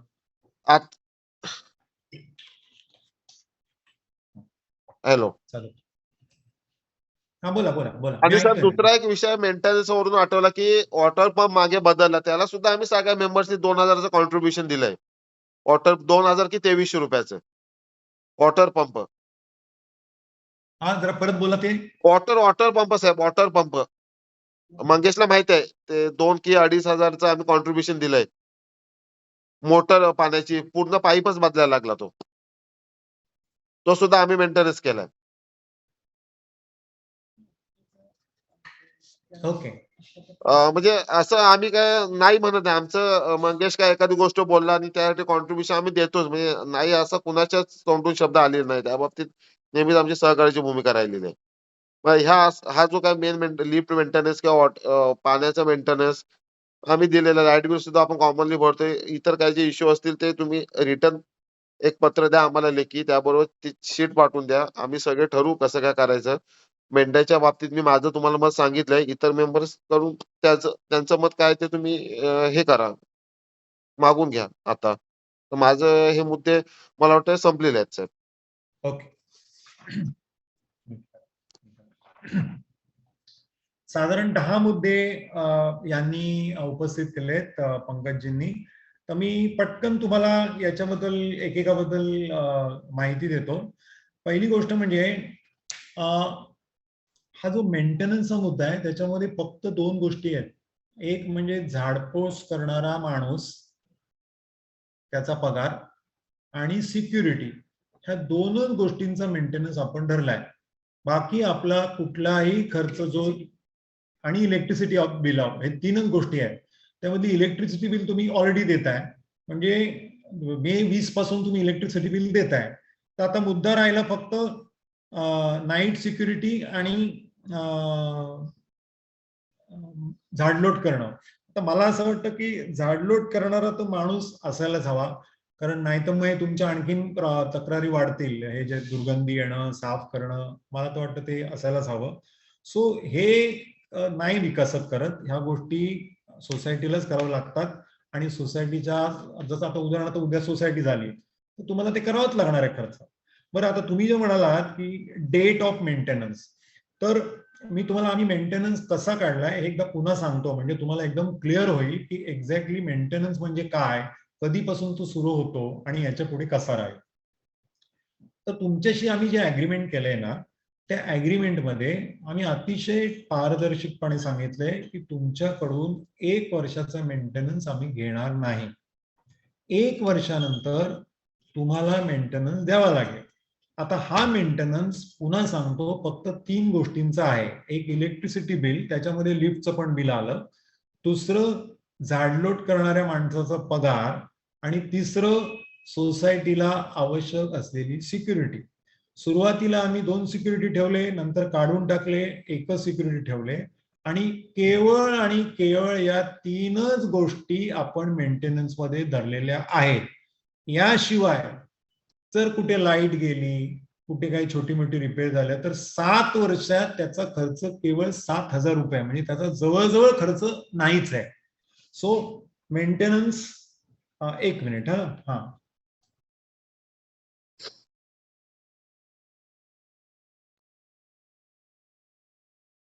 मेंटेनन्स कसा कॅल्क्युलेट करा हे पण मी तुम्हाला सांगतो. उदाहरणार्थ 2018 साली 5 फ्लॅट विकले गेले आणि 5 शॉप विकले गेले, तर आपली टोटल संख्या किती आहे? 25 + 13 म्हणजे 38. तर आपण हे बिल जे आहे त्याचे 38 भाग करतो, आणि जे लोक जेव्हा राहायला आले त्यांना 38 मधला 1 भाग जाणार आणि उरलेले भाग आम्ही करणार, म्हणजे जो अनसोल्ड आहे तो आम्ही करणार. सो उदाहरणार्थ 2018 साली आपल्याकडे 5 शॉप विकले, एक उदाहरण म्हणून देतो, आणि 2 फ्लॅट घेतले, तर 7 लोक आले. आता टोटल संख्या किती? 38. तर 7 लोक 7च भाग भरतात, 31 भाग जे आहे ते मी भरतो, आणि हे मी तुमच्याकडे मागत नाही. सो अशा प्रकारे हा जो मेंटेनन्स गेल्या 7 वर्षाचा आलाय तो मेंटेनन्स तुम्हाला करायचा. तर तुम्ही सांगितलं लिफ्ट, तर लिफ्टमध्ये नेहमी एएमसी घेतली जाते, म्हणजे अॅन्युअल मेंटेनन्स कॉन्ट्रॅक्ट. तुम्ही ही प्रथा अतिशय प्रचलित आहे सगळीकडे, कारण लिफ्ट ही अशी वस्तू आहे की दिवसातून 10-12, 50, 25-50 वेळा लागते, आणि ती आवश्यक आहे. जसं डॉक्टरनी सांगितलं की माझे आई वडील वृद्ध आहेत, त्यांची अँजिओग्राफी झाली, तर त्यांना ते जिन्ना चढवणं चुकीचं आहे, तर त्यावेळेस लिफ्ट पाहिजे. तर अशा वेळेस ही लिफ्ट कंटिन्युअसली मुव्हिंग आयटम असल्यामुळे याचं अॅन्युअल मेंटेनन्स कॉन्ट्रॅक्ट तुम्हाला घ्यावं लागतं. म्हणजे तुम्ही जर म्हणता आम्ही लिफ्टला खर्च केला, तो लिफ्टला खर्च तुम्ही का केला? कारण त्याच्यामध्ये ब्रेकडाऊन झाला म्हणून केला, पण हा ब्रेकडाऊन होऊ नये म्हणून तुम्हाला अॅन्युअल मेंटेनन्स कॉन्ट्रॅक्ट घ्यायचं असतं, आणि त्याच्यासाठी तुम्हाला खर्च करावाच लागतो. म्हणजे आता माझ्या हिशोबाने एक 4 मजल्याच्या इमारतीला लिफ्टचं अॅन्युअल मेंटेनन्स कॉन्ट्रॅक्ट 20-25 हजारापर्यंत तुम्हाला येणार. सर तो सगळा खर्च तुम्हाला लिफ्टचा मेंटेनन्स कॉन्ट्रॅक्टसाठी करावाच लागणार आहे. तो म्हणजे ते करताय याच्यामध्ये वावं काही नाही किंवा विलक्षण पण काही नाही, इट इज नॅचरल. आणि हा खर्च विकासक नाही करत, 1 वर्षाचा करणार. त्याच्यासाठी तुमच्याकडे आम्ही लिहून घेतलेलं आहे की 1 वर्षाचा आम्ही करणार. सो त्या 1 वर्षाचा खर्च तुम्हाला लागलेला नाही. त्याच्यानंतर जसं जसं जेवढे फ्लॅट विकले गेले त्या हिशोबामध्ये त्याचे 38 भाग करून केवळ 1 भाग त्या प्रत्येक सभासदाला आलेला आहे. आता याची संपूर्ण डिटेल्स विथ डेट, म्हणजे तुम्ही कधी फ्लॅट खरेदी केला, तुमचं 1 वर्षापर्यंत 0, त्याच्यानंतर किती, याचा संपूर्ण ब्यौरा आम्ही प्रत्येकाला PDF करून पाठवतोय. सो तो तुम्ही स्टडी करा. तो स्टडी केल्यानंतर तुमच्या लक्षात येईल की अशा प्रकारे प्रत्येक माणसाला आपण मेंटेनन्स घेतलेला आहे. आणि आता जेव्हा सोसायटी आपण फॉर्म करतो तर याच्यानंतर तुम्हाला ठरवायचं आहे की बाबा लिफ्टच्या मेंटेनन्ससाठी ह्या माणसाला आपण कॉन्ट्रॅक्ट देऊ. जसा तो विंग्स एलिव्हेटरचा गर्गे आहे, त्यांच्या बऱ्याच लिफ्ट बसलेल्या आहेत, त्यांच्या मुंबईत पण लिफ्ट आहेत, चांगल्या लिफ्ट आहेत, पण मेंटेनन्स लागतोच. तो मेंटेनन्स जर नाही केला तर मग डॉक्टर साहेब म्हणतात तसं होणार की त्या लिफ्टची दुरावस्था बघवत नाही. कुठलीही गोष्ट मेंटेन करायलाच लागते, जर ती मेंटेन केली नाही तर त्याचं दुरावस्था होणारच. सो मी तुम्हाला एक चांगली लिफ्ट आणून दिली, ती 1 वर्षापर्यंत चांगली चालली, त्याच्यानंतर आपण मेंटेनन्स केला नाही म्हणून ब्रेकडाऊन झाला, त्या ब्रेकडाऊनचा खर्च तुम्हाला आला, हे साहजिक आहे. तर तेच जर तुम्ही मेंटेनन्स 25,000 रुपये प्रत्येक वर्षाचा काढला तर ही गोष्ट होणार नाही. पण तुम्ही असा हिशोब करा किंवा असा हिशोब करा, तुम्हाला 2,000 रुपये तसेही गेले आणि एएमसी घ्यायची तर तसेही गेले. सो हा खर्च जो आहे हा अनअवॉइडेबल आहे, म्हणजे हा आपण टाळू शकत नाही. कारण सोसायटीत आपल्याला जर ह्या सुविधा हव्या असतील तर हा खर्च करावा लागतो. सो मी तुम्हाला लिफ्टच्या बाबतीमध्ये बोललो, मेंटेनन्सच्या बाबतीमध्ये बोललो. तिसरी गोष्ट म्हणजे तुमच्या पर्टिक्युलरली फ्लॅटचं लिकेज. आता त्या फ्लॅटमध्ये तुमचं जे लिकेज, आता तुम्हाला मी वॉटरप्रूफिंगची सिंपल गोष्ट सांगतो की वॉटरप्रूफिंग हे वरच्या टेरेसमधून आणि शॉपच्या वरच्या टेरेसमधून होत नाही. हे कुठून होतंय? एक फक्त व्यक्ती म्हणू शकते की माझ्या घरात लिकेज झालं आणि त्याची संपूर्ण जबाबदारी माझी आहे, आणि ते म्हणजे कृष्णा महाडिक. पण कृष्णा महाडिकांच्या फ्लॅटच्या वरचा जो डक्ट होती, जी ओपन टू स्काय होती, तिथून सरळ पाणी आत आलं आणि त्यांच्या भिंती ओल्या झाल्या. ज्या वेळेस त्यांनी मला सांगितलं की माझ्या घरात इश्यू झालेला आहे, त्या प्रत्येक वेळेस मी त्यांना संपूर्ण सहकार्य केलेलं आहे आणि प्रत्येक वेळेस त्यांची कंप्लेंट मी संपूर्ण समाधानकारकरित्या सोडवलेली आहे. जर त्यांना असं वाटत असेल तर त्यांनी असं सांगावं. काय असतं, तुम्ही माझे सभासद आहात, मी तुमच्याकडून फ्लॅटचे पैसे घेऊन तुम्हाला फ्लॅट दिला. आता जर तुम्हाला त्याच्यामध्ये काही झालं तर तुमच्या एवढं दुःख मला होतं की अरे मी माझी बेस्ट क्वालिटीचा फ्लॅट बांधलाय आणि मग इथे असं का होतंय. तर ती जबाबदारी माझी आलीच. म्हणजे गेले 4-5 वर्ष महाडिकांनी कंप्लेंट करावी आणि ती ताबडतोब अटेंड केली जावी, हे काळ्या दगडावरची रेघ आहे. आम्ही ते केलेलंच आहे आणि याच्या पुढेही मला त्यांना द्यावासा वाटतं. उदाहरणार्थ कालपर्यंत महाडिकांचा काही प्रॉब्लेम नव्हता, पण आज त्यांनी जयला सांगितलं की अरे माझ्या भिंती ओल्या झाल्या, काही टेन्शन घेऊ नका म्हटलं. तुमच्या जर भिंती आता सिलिंग मधून पाणी थांबलंय, आता भिंतीमधून येत असेल तर त्याला पूर्ण जबाबदारी माझी. फक्त त्याच्यामध्ये मेंटेनन्स काय आहे ते बघायला पाहिजे. उदाहरणार्थ एक सिंपल गोष्ट, आपण वॉलसाठी, बिल्डिंगच्या बाहेरसाठी अल्टिमा प्रोटेक्ट म्हणून रंग वापरलेला आहे आणि त्याच्याप्रमाणे ते वॉटरप्रूफिंगचे फायबर्स विलेले आहेत. मला वाटतं आता इथे हे काम आपण रमण डांगे साहेबांनी केलेलं आहे. ते आहेत का आता? रमण डांगे साहेब याच्यात आहेत का? उपस्थित आहेत? डांगे साहेब, माझी विनंती आहे, तुम्हीच हे काम केलेलं आहे तर तुम्ही 2 शब्द याच्यावर बोला. तुम्ही अनम्यूट करा स्वतःला, पहिलं अनम्यूट करा आणि तुम्हीच आपण काय रंग लावलाय आणि कशा प्रकारे तो प्रोटेक्ट कलर लावलेला, जरा 2 मिनिटं बोललात तर बरं पडेल. नाही, चिपकाक कोणी प्रोटेक्ट वापरत नाही, पण आपणच प्रोटेक्ट वापरलेला आहे. पार्किंगला पण चांगल्या कलरचा कलर दिण्याला आणि आतून सुद्धा इमल्शन पेंट वापरलेला आहे चांगला आणि पुट्टी करून. हे आपण चांगलं काम केलेलं आहे. आता हेवी रेन आहे त्यामुळे कुठेतरी काय ओलावा वगैरे आला असेल, पण तो काय वेळीच आपण करू शकतो, तसं काही अडचण नाही. सो मला हेच म्हणायचं आहे की ज्या वेळेस ही वास्तू उभारली गेली त्यावेळेस आपण कुठल्याच कामाचा कचराही केलेले नाहीये. म्हणजे जे काही बेस्ट आहे ते आपण वापरलेलं आहे. येस, त्याच्यामधून जर प्रॉब्लेम होत असेल आणि ती जर माझ्या अखत्यारीत जर ती जबाबदारी येत असेल, 100% मी करणार. हे तुमच्या सगळ्यांसमोर मी सांगतोय आणि मी लिहून दिलेलं आहे की जी काही माझी जबाबदारी आहे ती मी करणारच. कारण तो माझ्या पण नावाचा प्रश्न आहे. तो मी जर एवढं चांगलं काम करतोय तर त्याच्यामध्ये असा दोष का आला पाहिजे. आणि जर येत असेल तर ज्यांच्याकडून मी कामं करून घेतलं त्यांच्याकडून मी तो बरोबर करून घेणार. उदाहरणार्थ आपली 25 वर्षाची टेरेस वॉटरप्रूफिंगची वॉरंटी आहे, आपलं कॉन्ट्रॅक्ट आहे. आपण 40 लाख रुपये आम्ही त्याच्यासाठी दिलेले आहेत. का दिलेत आपण?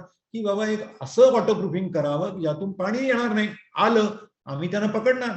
आणि गेल्या वेळी जेव्हा महाडिकांच्या फ्लॅटचं पाणी आलं तेव्हा स्वतः ते आले, विकसित वाले, त्यांनी 48 तास पॉन्डिंग केलं. खरी पॉन्डिंग टेस्ट फक्त 24 तास करायची असते. सो 24 तासानंतर मी त्यांना म्हटलं की थांबा, अजून 24 तास ठेवा. ते म्हणाले डॉक्टर आम्ही याच्यामध्ये येत नाही 24 तासानंतर, पण तरी ठेवा. 48 तासानंतर आम्ही महाडिकांना फोन करून सांगितलं की बाबा 48 तास तुमच्या फ्लॅटच्या वरती पॉन्डिंग केलंय, खाली पाण्याचा थेंब आलेला नाही. याचा अर्थ टेरेस मधून आता पाणी येतच नाहीये. जे काय आहे ते डक मधून येते. डक आम्ही नंतर क्लोज करून टाकली. डक मधलं पाणी कांच्या स्वरूपात बंद झालं. आता ते म्हणतात की हा नवीन प्रॉब्लेम आहे. माझा शब्द आहे तुम्हाला, ज्या प्रकारे मी तुम्हाला आतापर्यंत मदत केली आणि तुमचे प्रॉब्लेम सॉल्व्ह करून टाकले, याच्या पुढेही तेवढ्या जोरात आम्ही तुम्हाला सहकार्य करणार. हा तुमचा प्रेमळ हक्क आहे आणि आमचं सुद्धा जबाबदारी आहे की तुम्हाला कुठल्याही प्रकारे त्रास होता कामा नये. पण जेव्हा एखाद्या माणसाला त्रास होतो तर त्यांनी जर आम्हाला गोड शब्दात सांगितलं की डॉक्टर जरा बघा याच्यामध्ये काय, आम्ही आहोत ना तुम्ही तुमच्यासाठी काम करा. त्यावेळी तुम्ही सांगितलं पाहिजे किंवा तुम्ही एक पत्र लिहून द्यायचं, त्यांनी आमचा उत्साह वाढतो. आम्हाला वाटतं की चला आपण काम करतोय, समोरचा माणूस आपल्याला त्या पसंतीची दाद देतोय, जरूर पुढच्या वेळेस काय असेल तर आम्ही जोराने काम करू. शेवटी बघा, आपल्याला एक चांगली वास्तू आहे ती उत्तम प्रकारे टिकवायची आहे आणि प्रेमाने, आदराने, स्नेहाने आपल्याला एकमेकांकडे जायचंय.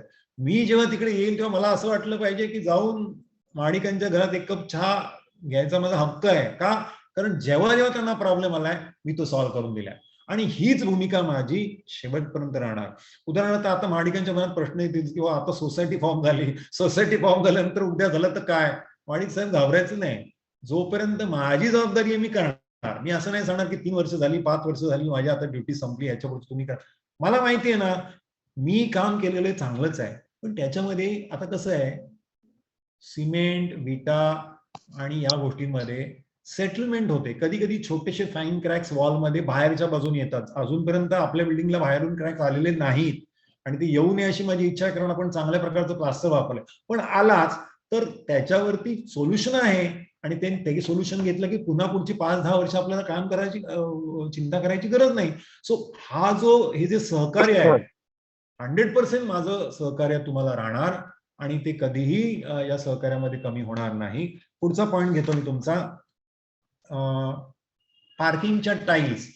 मी टाईल व्यवस्थित करून दिल्या, पण जेव्हा अशा गाड्या जातात तेव्हा कधी कधी एखाद दुसरी टाईल, 2-4 टाईल निघून जातात. तो हा मेंटेनन्सचा इश्यू आहे. त्या मेंटेनन्स मध्ये टाईल्स आपण केलेल्या आहेत, तुम्हाला मी तिथे टाईल्स सोडलेल्या आहेत. म्हणजे जर 2-4 टाईल निघाल्या तर मी टाईलचा गठ्ठा बाजूला ठेवलेला आहे. तुम्हाला जस्ट त्या टाईल काय छोटा एखादा कडिया किंवा आणून तिथे त्या टाईल पुन्हा लावून घ्यायच्या आहेत. ती सोय एक्स्ट्रा ऍडिशनल टाईलची ऑलरेडी करून ठेवलेली आहे. सो हा मेंटेनन्सचा इश्यू झाला. 2-4 वर्षांनी एखाद दुसरी टाईल लूज झाली, करून टाकायची आणि संपून टाकायचं. So this is part of maintenance. नंतर पार्किंगच्या स्लॉटची अलॉटमेंट. आता हे आम्ही कळवलेलं आहे प्रत्येकाला, कोणाची पार्किंग काय आहे, पण सगळ्यांना करण्यासाठी मी तुम्हाला वाटल्यास ती ऑफिशियली एक लिस्ट पाठवून देईल की ज्याच्यामध्ये आपल्याला पार्किंगचे स्लॉटची होऊन जाईल. सोसायटी फॉर्मेशन आपण करतोच आहे. तुम्ही मान्सूनचा प्रश्न पुन्हा उपस्थित केलेला आहे. पार्किंग लेआउट आणि बिल्डिंगचा मुद्दा घ्या जरा. पार्किंग लेआउट पुढे येतोय ना, तुमचे मुद्दे संपले नाहीत अजून, मी एक घेतोय, प्रत्येक मुद्दा मी घेतोय अजून. तर मान्सून च्या बद्दल मला पुन्हा असं वाटतं की मान्सून हा जो हे जे रेस्टॉरंट आहे त्याच्यामध्ये वनकुद्रेंचं ते रेंट मी दिलेलं आहे. त्यामुळे त्याला जर तुम्ही काढून टाकलं तर त्यांचं रेंट बंद होईल. आणि साहेब वनकुंद्रे साहेबांना आम्ही ह्याविषयी करू, आम्ही सामोपचाराने करू चर्चा त्यांच्याशी, काय असेल तसं करा. करू. हा बेसिकली लोकल मुद्दा आहे, त्याच्यामध्ये मी जास्त बोलणार नाही. आता घेऊ नका पुढे तो. हा, आणि बिअर शॉपीचं सुद्धा त्याचा बिझनेस आहे, त्याला समजून सांगा की मी विचारलं तर त्यांनी सांगितलं की इथे कोणी दारू पित नाही, आम्ही दारूच्या बॉटल विकतो, दॅट इज दी शॉप, त्याला लायसन्स मिळालेलं आहे, आपण त्याला ऑब्जेक्शन घेऊ शकत नाही. सानप सर नाही आहेत, पण तो इश्यू नसावा असं मला वाटतं. Water pump. आता काय होतं की जेव्हा आपण 2 प्रकारचे पाणी आपल्याकडे घेतलेले आहे, एक म्हणजे बोरवेल आणि दुसरं म्हणजे चिपळूण महानगरपालिकेचं पाणी. तर त्याच्यामध्ये सगळ्यांनी सांगितलं की आम्हाला चिपळूण महानगरपालिकेकडनं पाणी नको. ते डॉमिनोजने घेतलं होतं कारण त्यांचे काही इंटरनॅशनल हे होते, रिक्वायरमेंट्स होत्या. मला वाटतं आता ते सुद्धा बोर वॉटरच वापरतात, त्यामुळे ते पाणी. तर हे जेव्हा असं होतं तेव्हा एक 3 वर्षांनी 4 वर्षांनी त्या पंपामध्ये इश्यू होणार आणि तो इश्यू तुम्हाला त्याच्यासाठी मेंटेनन्स करावा लागतो. So this is part of maintenance. मी जेव्हा तुम्हाला म्हणतो की मेंटेनन्स कशासाठी, तर बोरवेलचा वॉटर पंप मेंटेन करणं, लिफ्टचा मेंटेनन्स, ह्या गोष्टी ह्या वारंवार वेळोवेळी येणारा खर्च आहे आणि ते आपल्याला करावाच लागणार. त्याच्यामध्ये दुसरा आपल्याला आपण नाही म्हणू शकत नाही. सो तो माझ्या अखत्यारीत हे खर्च येत नाही, ते तुम्हालाच करायला पाहिजे आणि त्याप्रमाणे करायला पाहिजे. आता नेम प्लेट. आता नेम प्लेटसाठी मी तुम्हाला लिहून दिलं होतं की पहिली गोष्ट म्हणजे आपल्याला एक नाव फायनल करायचं असतं. त्याच्यासाठी मी इनफॅक्ट नाव फायनल करण्यासाठी गेल्या वेळेस मी सांगितलं होतं की आपण CRD prime cooperative housing society तुमच्या अग्रीमेंटमध्ये पण आपण केलेलं आहे आणि त्याप्रमाणे ती नेम प्लेट आम्ही बनवली सुद्धा. पण जेव्हा तिने ऍक्च्युली त्या जागेवरती आम्ही ती उभी केली, ती एवढी हेवी झाली की ते शक्यच नव्हतं ते बेअर करणं. त्याच्यानंतर आम्ही ते डिजिटल म्हटलं की आता डिजिटल करायला पाहिजे आणि मी तुम्हाला लिहून दिलेलं आहे की सोसायटी मुद्दा नंबर 2 मध्ये की सोसायटी होण्याच्या अगोदर CRD प्राईम सोसायटी तुम्हाला पूर्ण प्रकारे चांगल्या प्रकारे ती नेमप्लेट मी लावून देईल. हे लिहून दिलेलं आहे आणि ते आम्ही पाळणार आणि सोसायटी फॉर्मेशन व्हायच्या आतमध्ये आपण तो बोर्ड लावून टाकतोय.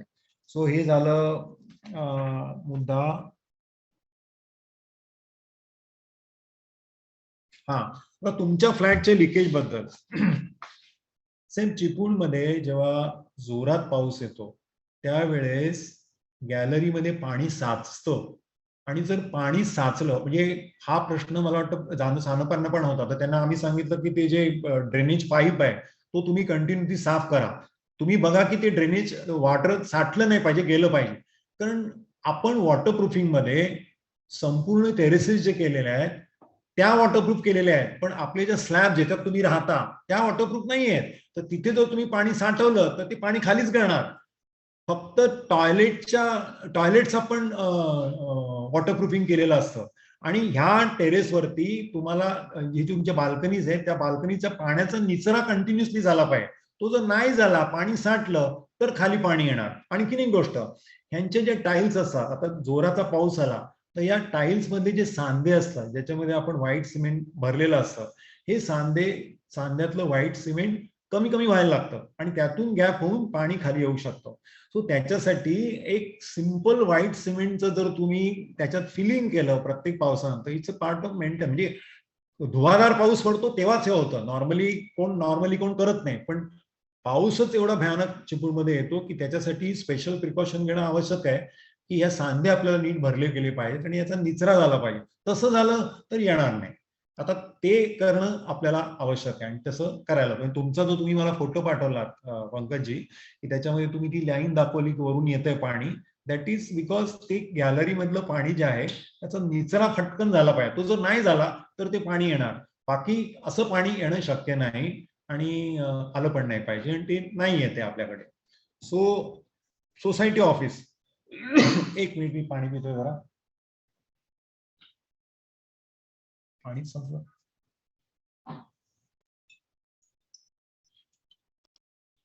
साहेब इंटरकॉम व्हिडिओ डोरफोन हे 1-2 मुद्दे क्लिअर करा. ते अजून सुविधा मिळाल्या नाहीत आपल्याला.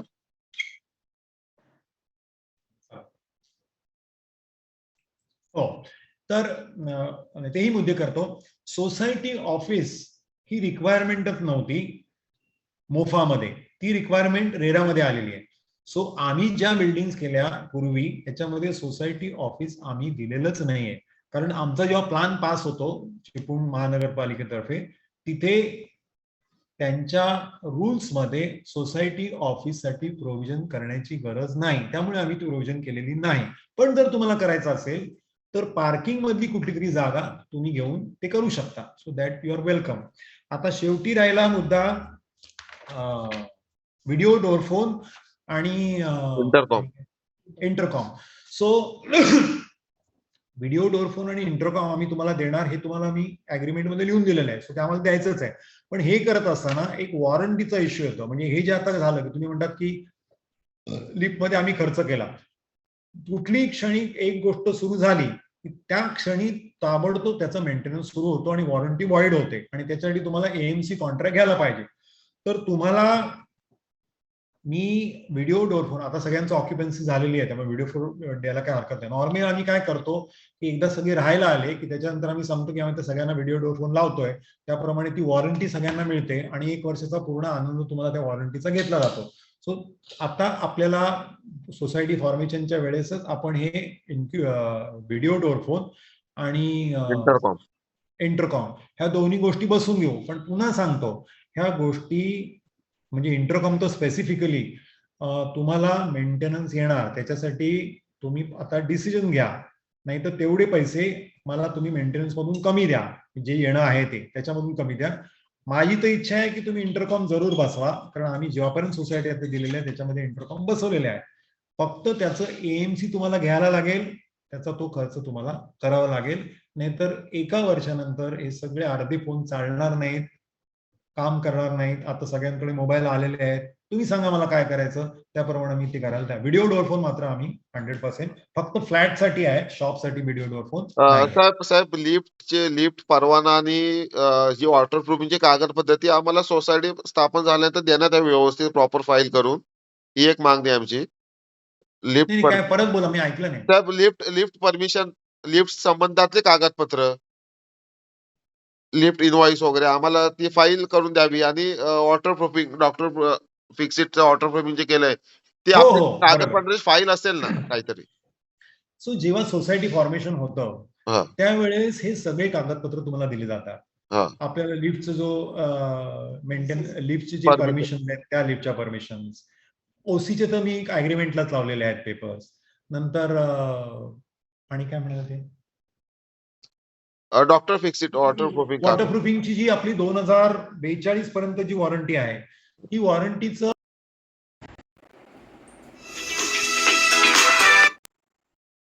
मी तुम्हाला इमारत चांगली करून दिली, त्याच्यामध्ये चांगल्या सुविधा दिल्या आहेत. काही गोष्टी मी करणारच, जसं आता प्लास्टरचा इश्यू तो माझाच हिशोब आहे. मी तुम्हाला माझी जबाबदारी टाळण्याचा प्रश्नच उद्भवत नाही. आमच्या त्या व्हॅल्यूज मध्ये ते बसणारच नाही. कामाला तर तो मेंटेनन्स, तुम्हाला मी शॉवर पानं दिलं, 1 वर्षाचा वॉरंटी असेल, त्याच्यानंतर त्याचा तो ह्या गोष्टी तुम्हाला करायच्या. आता पार्किंग मध्ये एका दुसरी टाईल निघाली, तुम्हाला टाईल दिलेले आहे, जस्ट एक थोडंसं सिमेंट आणून त्याच्यामध्ये तुम्ही बसू शकता. साहेब सोसायटी साहेब शेवट ड्रेनेजचा मेंटेनन्स, साहेब शेवटचा एक मुद्दा. ह्या सगळ्या गोष्टी तुम्हाला करायच्या आहेत. त्या गोष्टी माझ्या अखत्यारीत नाहीयेत. जे काय आहे माझ्या अखत्यारीत ते मी करणार, जे नाही येत ते मी तुम्हाला समजून सांगतो. साहेब शेवटचं आहे. परत सांगतो की भूमिका कशी पाहिजे की कोऑपरेशनची. तुम्ही बोलायचं, माझ्यात असलं मी करणार. माझी काय अपेक्षा असते, प्रेमाने बोला, आनंदाने बोला, काम झालं की थँक्यू म्हणा. पुढे प्रश्न काय तुम्हाला आला तर मी आहे ना, मी तुम्हाला मदत करायला तयारच आहे. एकमेकांशी आपण जर व्यवस्थित बोललो, का नाही मदत करणार? मला असं वाटतं की मी आतापर्यंत जी मदत केली त्याच्याबद्दल 2 शब्द कृष्णा महाडिक यांनी बोलायला पाहिजे. मी त्यांनी हे तर सांगितलं पाहिजे लोकांना की बाबा या माणसांनी जेव्हा मी सांगितलं माझं काम केलं, त्यांचा अनम्यूट करून टाका. सो तसं केलं तर माणसाचा उत्साह वाढतो की चला एखाद्या माणसाने कंप्लेंट केली, मी त्याचं काम केलं, आता पुन्हा असेल तर मी आनंदाने येईल ना. त्यांना अनम्यूट करा तुम्ही. ते बोला कृष्णा महाडिक साहेब, बोला. सर नमस्कार. गेली 4 वर्ष तुम्ही काम करताय माझ्या फ्लॅटचं, येस. बरोबर. मी स्वतः तुम्हाला सांगितलं, पहिल्या वर्षी काम केलं, दुसऱ्या वर्षी पुन्हा ते लिकेज झालं, तुम्ही केलं. शेवटी तुम्ही पुन्हा पीओपी केलीत. मी शेवटी 4थ्या वर्षी मी सांगितलं तुम्ही आता पीओपी वगैरे करायचं थांबा, एकदा आपण लिकेज बघू आणि ते करू. आता पुन्हा ते झालंय, तुम्ही करताय, मी मान्य करतोय तुम्ही सगळं काम Yes. करताय. फक्त माझा विषय असा आहे, आता सगळे विषय माटे साहेबांनी, सानप साहेबांनी मांडले, त्यामुळे ते विषय तुम्ही सगळे क्लिअर केलेत. माझं काय म्हणणं नाही. फक्त आपली बिल्डिंग व्यवस्थित राहावी. कोणी नाव ठेवता कामा नये. जो ते येऊन नाव ठेवतो आपल्या बिल्डिंगला. आता अवस्था आणि काय झालंय, हे सगळे प्रॉब्लेम्स काय झाले, कम्युनिकेशन नसल्यामुळं. तुम्ही आलात नाही, तुमचे प्रॉब्लेम्स होते, कोरोना आला, पूर आला, त्याच्यामुळे तुम्ही आलात नाही. कम्युनिकेशन नसल्यामुळे हे सगळे विषय झाले आहेत.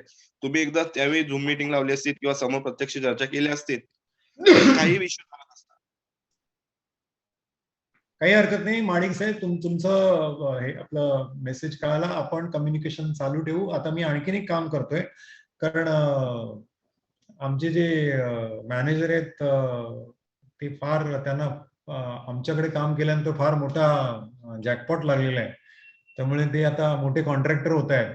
सो त्यांना जवळजवळ 1,20,00,000 कॉन्ट्रॅक्ट मिळालंय पाण्याचं, आणि त्यामुळे ते आपली छोटीशी नोकरी आता करणार नाहीये. सो कोणतरी आम्हाला दुसरा येईल तिथे.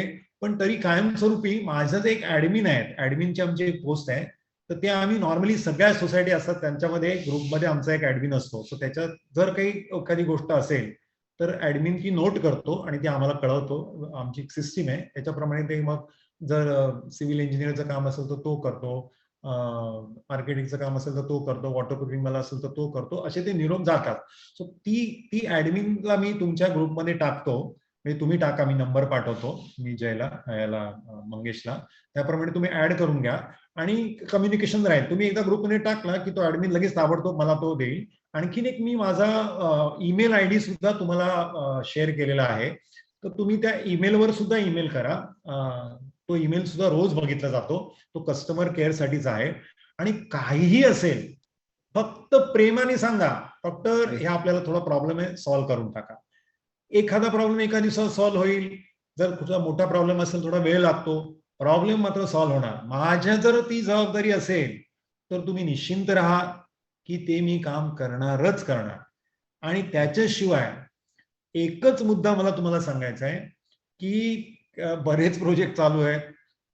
माझी काम करण्याची पद्धत अशी आहे की मी तुमच्याशी कधी बोलेल तर झूम मीटिंग मध्ये येईल, तुमच्याशी बोलेल, तुम्ही गरज लागली अगदीच काय आउट ऑफ वे असेल तर बोलेल, पण काम करणारी जी आमची जी टीम आहे ना ती महत्वाची आहे. म्हणजे तुम्ही मी तिथे आल्याने ठीक आहे आपल्या गप्पा होतील, आपण बोलू, पण कामं होणार नाही. तर मी येण्याची तुम्ही वाट बघू नका. तुम्हाला काय इश्यू असेल तुम्ही सांगा, आपण ताबडतोब तो इश्यू सॉल्व्ह करू. मी लोकांना कामाला लावेल, त्याच्यासाठी तर आपण त्यांना पगार देतो, त्याच्यासाठी तर आपण ती टीम जमा केलेली आहे. तर मग ती टीम काम करून एकदा काम झालं की चहा कधी घेता येईल, पण काम होणं महत्वाचं आहे. सो ते माझं करण्याची ताबडतोब करण्याची माझी इच्छा राहील आणि मी करेल आणि त्याप्रमाणे नक्की करू. आता हा जो प्लास्टरचा मुद्दा आहे तो आपण डिस्कस केलेलाच आहे आणि तो प्लास्टर आपल्याला करायचंच आहे ते. त्याच्यासाठी पुन्हा मी तुम्हाला सांगतो की हे 3 मुद्दे आपण पुन्हा पुन्हा करतोय. एक म्हणजे सोसायटी फॉर्मेशन, ज्याची प्रोसेस मी सुरू केली आहे. त्याच्यासाठी 1 लाखापेक्षा जास्त खर्च आहे तो मी करतोय. तो तुम्ही करायचा नाहीये, कारण ती जबाबदारी माझीच आहे. त्याच्यासाठी आपण काटकर यांना अपॉइंट केलेला आहे.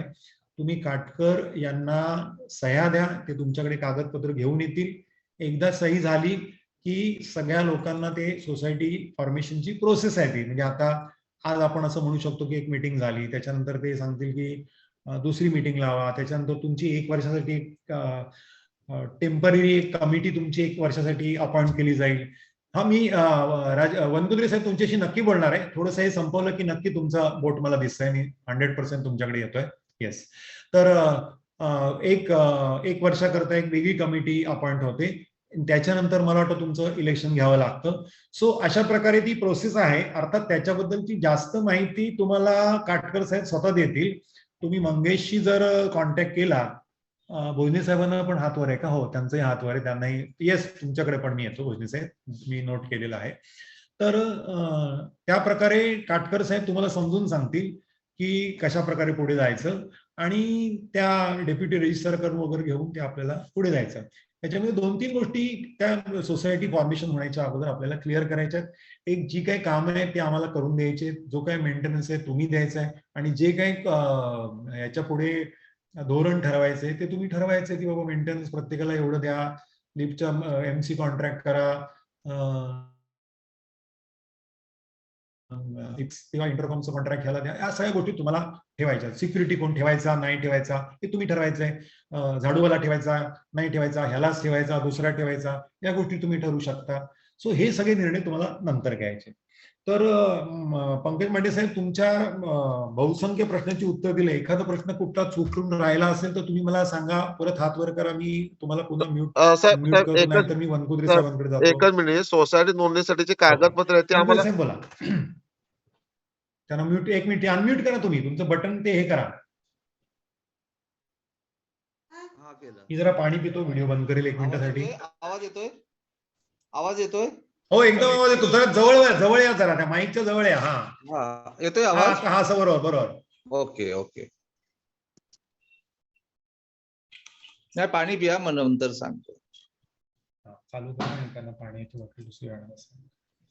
बोला वनकुद्रे साहेब बोला. Good evening sir. Good evening, welcome, नमस्कार. नमस्कार. हा, आता काय मुद्दा सुरुवात करतोय. नंबर 1, मान्सून बद्दल जे काय मगाशी पासून तक्रारी आल्या माझ्या माणसांच्या. हा, गेल्या वर्षी मी मान्सूनला 1,10,000 काय समथिंग त्यांनी खर्च केला आणि ती चिमणी तुमच्या छताच्या पण वर नेली, टॉपला एकदम. म्हणजे वास येऊ नये किंवा काय धूर येऊ नये म्हणून ती 1,10,000 रुपये आणखीन खर्च करून, पहिला झालेलाच आहे 1.5-2 लाख, आणखीन खर्च करून तो वरपर्यंत नेला. म्हणजे तो वास म्हणजे मग ते या 99% येणार नाही असं त्यांनी गॅरंटी दिली होती. आणि जर जो सुगंध किंवा त्यांना कुठला जो परफ्यूम येत असेल तर तुमचं डॉमिनोज मधनं पण चिमणी तिथल्या तिथे आहेत, त्याच्यातनं पण डॉमिनोजचा वास आणि माझा वास असे 1% जरी दोन्ही धरलं तरी 2% झाले. आणि ते येत असावा, मी नाही म्हणत नाही, येत असावा, पण मला ते कन्फर्मेशन करायला लागेल. पण मी त्याला जबाबदार मी आहे. जर कुणाला जर वरती त्रास होत असेल त्यांनी मला वैयक्तिक येऊन सांगावं. बा तुमचा हे बघा आता लाईव्ह मध्ये तुम्ही येऊन बघा, मी लोकल आहे इथं सुगंध तुम्हाला येतोय की नाही त्यांचा मिटून टाकीन. मान्सूनचं जे काय हे होत होतं काय ते चोकअप होत होतं गटार, ते 2 महिन्यापूर्वी मी स्वतः उभा राहिलो. म्हटलं हे का चोकअप होतंय, काय प्रॉब्लेम काय, वरती पाणी का येतंय. तर सगळ्या तर जाळ्या लागलेल्या आहेत. बरं जाळ्यांना होल किती आहे, 1 सेंटीमीटर बाय 1 सेंटीमीटर साधारण असतो किंवा त्याच्यापेक्षा पण बारीक होल असतो. त्या होल मधनं फडका बिडका तर जाऊ शकत नाही. आणखीन एक वेगळे पदार्थ ज्याचं मी नाव घेऊ शकत नाही, नॅपकिन्स वगैरे असे असतात ते, तर डायपर विपर पण त्याच्यात आम्हाला मिळाले त्याच्यात. बरं, तर बाहेर जो चेंबर आहे तो काय माझ्या एकट्याचा नाही आहे, फक्त हे मान्सूनसाठी जो चेंबर केलेला आहे. आता तो तुमचा चेंबर चोकअप झाला आणि त्याच्यातनं पाणी वर येतंय. जवळजवळ 7 किंवा 8 किंवा ब्लॉक आहेत त्यांचा तो चेंबर आहे. ते पाईपलाईनचा मी व्यवस्थित सर्वे केला. मग ह्या आता तो सगळं माझ्या नावावर खापर फुटलं गेल्या वेळेला, म्हणून मी ते खास उभा राहिलो तिथं. आणि मग त्यांना सांगितलं बा चेंबर हा माझा एकट्याचा नाही आहे, हा 7-8 जणांचा मिळून चेंबर मेन आहे तो बाहेरचा, आणि नेमका बाहेरचाच चेंबर तो चोकअप होतोय, आतला होत नाही आहे. माझ्याकडनं जे पाणी आलं आउटलेट तिथला चेंबर आजपर्यंत चोकअप झालेला नाही, जो पार्किंग मध्ये आहे. चोकअप कुठला होतोय, पार्किंग नंतर जे बाहेरचा चेंबर गेला, जिथं गाडी आपण आत घालतो त्या मोठ्या चेंबर मध्ये सगळं चोकअप होतंय. मग तो काय माझा एकट्याचा चेंबर नाही. मग त्याच्यात ह्या सगळ्या वस्तू मला मिळाल्या जेव्हा साफ करत होतो तेव्हा म्हटलं ह्या आपल्या वस्तू नाही आहेत, कारण त्या एवढ्याशा होल मधनं ह्या वस्तू जात नाहीत. बरोबर. आता नंबर 3 तुम्ही मगाचपासून उल्लेख केला सोसायटीन बघायचं. 32 जणांची तोंड 32 जणांकडे होतं. आता सोसायटी म्हणजे कोण? 22 सत्तामांश जेव्हा मी तुम्हाला सांगतो तेव्हा पायथागोरस असतो तो.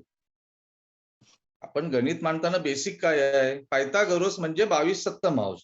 सोसायटी म्हणजे कोण हे 4 वर्षात आम्हालाच समजलं नाही. आम्ही कुणाकडे तक्रार मांडायची नाही. तुम्ही मागासपासून बोललात हे सोसायटीचं काम, ते सोसायटीचं काम. सोसायटी म्हणजे कोण नेमकं? त्याच्यात चेअरमन पाहिजे, सचिव पाहिजे, खजिनदार पाहिजे, त्याच्यातले 7 सभासद पाहिजेत. हे जर तुम्ही एकत्र आणलेलेच नाही, ह्या सगळ्यांची तोंड एकत्र आणण्याचं काम तुमचं होतं, म्हणजे हा 4 वर्षातला खर्च तुमच्यावर पडला नसता सगळा. तो सोसायटीने बघितला नसता ना तुमचा काय खर्च आहे तो. आता हा सगळा खर्च तुमच्यावर का पडला, त्याला कारण काय? कारण बोट दाखवायला जागाच नाही ना. कुणाचं बोट कुणाकडे दाखवू मी माझ्यावरनच सांगतोय. आता चेंबर चोकअप झाला म्हणजे मान्सूनचा झाला, संपला हिशोब. अरे मान्सूनचा कसा होईल, तो चेंबर का माझा एकट्याचा नाही. हेच जर सोसायटी असती ना, आम्ही काय ते 22, 24, 25 जण एकत्र बसलो असतो. बा कशामुळे चोकअप होतो, त्याच्यामुळे काय प्रॉब्लेम आहे, काय याच्यामुळे कुणामुळे प्रॉब्लेम होतो ते आम्हाला समजलं असतं. नाही, व्हिडिओ ऑफ केलाय त्यांनी, डॉक्टरचा व्हिडिओ ऑफ केला. नाही चालू आहे, व्यवस्थित चालू आहे. नाही, मला व्हिडिओ ऑफ दिसला. ओके. तुम्ही मला दिसताय, मी तुम्हाला दिसताय. आता मधल्या 15 सेकंद मध्ये तुम्ही दिसत नव्हतात मला. अच्छा, ओके, आता दिसताय. ओके. नाही व्यवस्थित दिसतंय. तुम्ही पण मला दिसताय, मी पण दिसतोय तुम्हाला. पुन्हा दिसत नाहीये का मी? दिसतंय. ओके. येस. आता प्रश्न काय पडलाय, तुम्ही सोसायटीच्या जेव्हा अंगावर ढकललं, आता सोसायटी म्हणजे आता आम्ही कुणाकडे धावत जायचं? आम्ही धावत कुणाकडे येणार? बिल्डर साहेबांकडे. बिल्डर साहेब हा असा प्रॉब्लेम झालाय, तसा प्रॉब्लेम झालाय. हेच जर तुम्ही अगोदर केलं असतात ना, तर हा सगळा 4 वर्षाचा खर्च तुमच्या अंगावर पडला नसता. आम्हाला काय वाटतंय माहितीये, तुम्ही स्वतःहून आता तुम्ही तुमच्याकडे ओढून घेतलंय. फावडं कसं आपल्याकडे ओढतं, तसं फावडं तुम्ही आपल्याकडे ओढून घेतलं आणि हा सगळा खर्च तुम्ही करताय की काय? जेव्हा तुम्ही आज आमच्या अंगावर डायरेक्ट बॉम्ब टाकलात की हे 1 वर्षच मी करणार होतो आणि 4 वर्ष तुम्ही करणार होता, या सगळ्या ब्लॉक धारकांनी करायचा होता, हे केव्हा तुम्ही सांगायला पाहिजे होतं? जेव्हा तुमची 1 वर्षाची नंतरची एक्सपायरी झाली, तुमची जबाबदारी ज्या दिवशी संपली त्या दिवशी तुम्ही डिक्लेरेशन करायला पाहिजे होतं की ह्याच्या पुढची कामं माझी नाही आहेत, तुमचं सगळं संपलेले आहेत पैसे, एटीएम मधले तुमचे पैसे संपलेले आहेत. आता पुढच्या पैशाचं काय, तर तुम्ही एकत्र या, सोसायटी बनवा, काय तुमचं तुम्ही काय ते करा. हे तुम्ही डिक्लेरेशन 4 वर्षापूर्वी करायला पाहिजे होता. तुम्ही आता अचानक आमच्या डोक्यावरती अणुबॉम्ब टाकलाय आणि तो आता किती जणांना सहन होईल. माझा तर काही एवढं सहन होऊ शकत नाही, असं मी डिक्लेअरच करतोय. हे तेव्हा तुमची ड्युटी होती. हा तुम्ही म्हणताय 1 वर्षात आम्ही लिहून घेतलं होतं तेव्हा, पण 1 वर्षानंतर तुमचं काम होतं. मग 1 वर्ष झालेलं आहे, आता पुढचं कुणी करायचं हे सगळं. आम्हाला वाटलं तुम्ही स्वखुशीन करताय किंवा तुमच्या मेंटेनन्स साठी करताय किंवा तुमचे ब्लॉक गाळे जायचे आहेत म्हणून तुम्ही आपलं करताय, असं आमचं म्हणणं होतं. म्हणजे माझं तरी वैयक्तिक म्हणणं होतं. आम्ही या विषयावर एकत्र बोललेलो नाही चिपळूणकरांनी, बरोबर. आणि कुणालाच माहिती नाही. हे आता तुम्ही सगळं सांगताय तेव्हा मला हे मुद्दा कळला. झालं, आता तो एक मुद्दा झाला. दुसरा, आज मला हॉटेल आहे पुढे, आणखीन त्यांचं होंडाचं इलेक्ट्रिकचं शोरूम आहे, तुमचं डॉमिनोज आहे. ह्यांनी आता गाड्या पार्किंग कुठं करायच्या.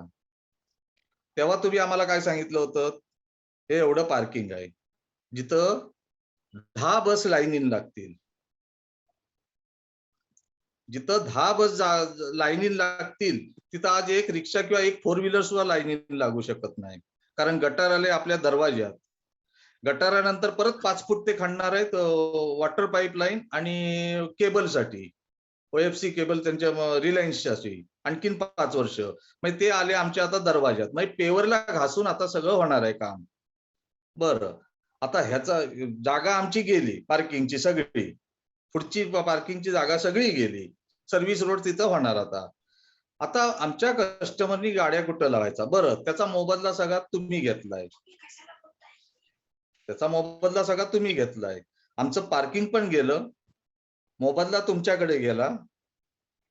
आता आम्ही काय करायचं त्याच्यावरती पण तुम्ही डायरेक्शन द्या. बरं, खालचं पार्किंग आहे ते तुम्ही सांगताय विकत घ्या. बरं, आता जे काय ठळक मुद्दे होते माझे 3-4 ते मी सांगितले. आता तुम्ही काय ते बोला. Okay, that's all.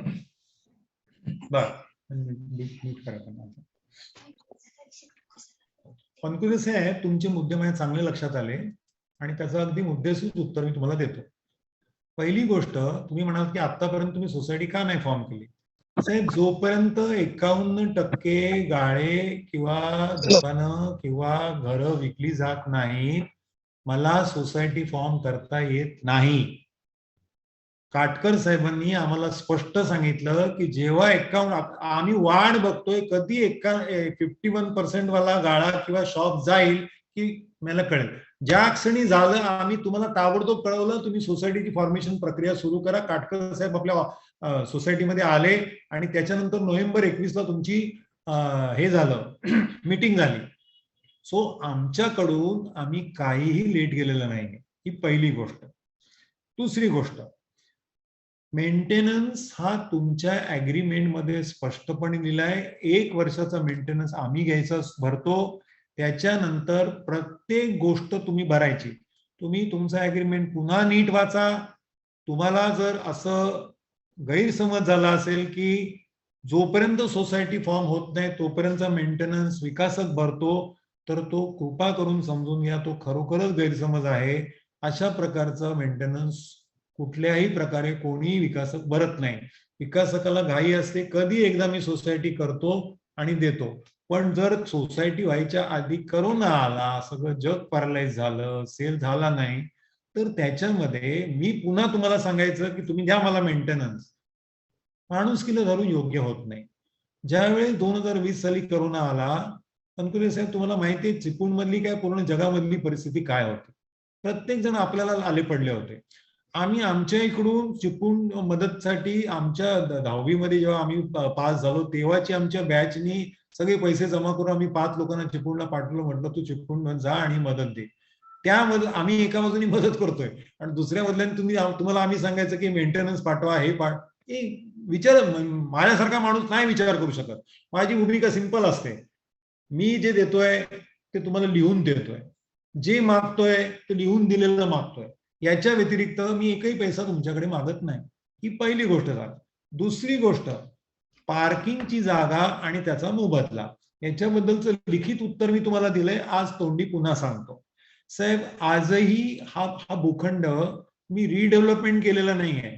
तुमच्या मालकीचा भूखंड मी घेऊन त्याच्यावर तुमची घरं दिलेली नाही. मी हा भूखंड विकत घेतलाय. हा माझ्यामध्ये मी पैसे मोजलेले आहेत.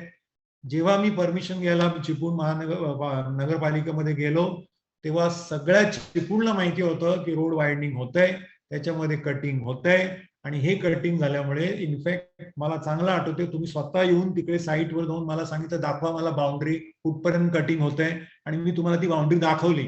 त्याच्यानंतर ती बाउंड्री दाखवल्यानंतर प्लान तुम्हाला तुमच्या हातात प्लान दिला, तुमचं शॉप दाखवलं, तुम्हाला एवढंही सांगितलं की आपल्या बिल्डिंगला काही धोका नाही, इल्लीगल काम माझ्या हातून होणार नाही, आपलं बरोबर प्लॅनिंग मध्ये हे बिल्डिंग बसलेली आहे, याच्या पुढे एवढी जागा आपली खुली राहणार आहे, ज्या खुल्या जागेमध्ये आपण पार्किंग करू शकतो. ती जागा आपल्याला पार्किंग करायला स्वेच्छेने मिळेल. ती पार्किंग मी तुम्हाला दाखवू शकत नाही. जी पार्किंग मी दाखवली नियमाप्रमाणे जी हवी आहे ती मी तुम्हाला दिलेली आहे, बेसमेंट मध्ये ती दिलेली आहे. सो तुमची पार्किंग मी घेतली नाहीये ना कुठल्या चिपळूण नगरपालिकेने घेतलेली नाही.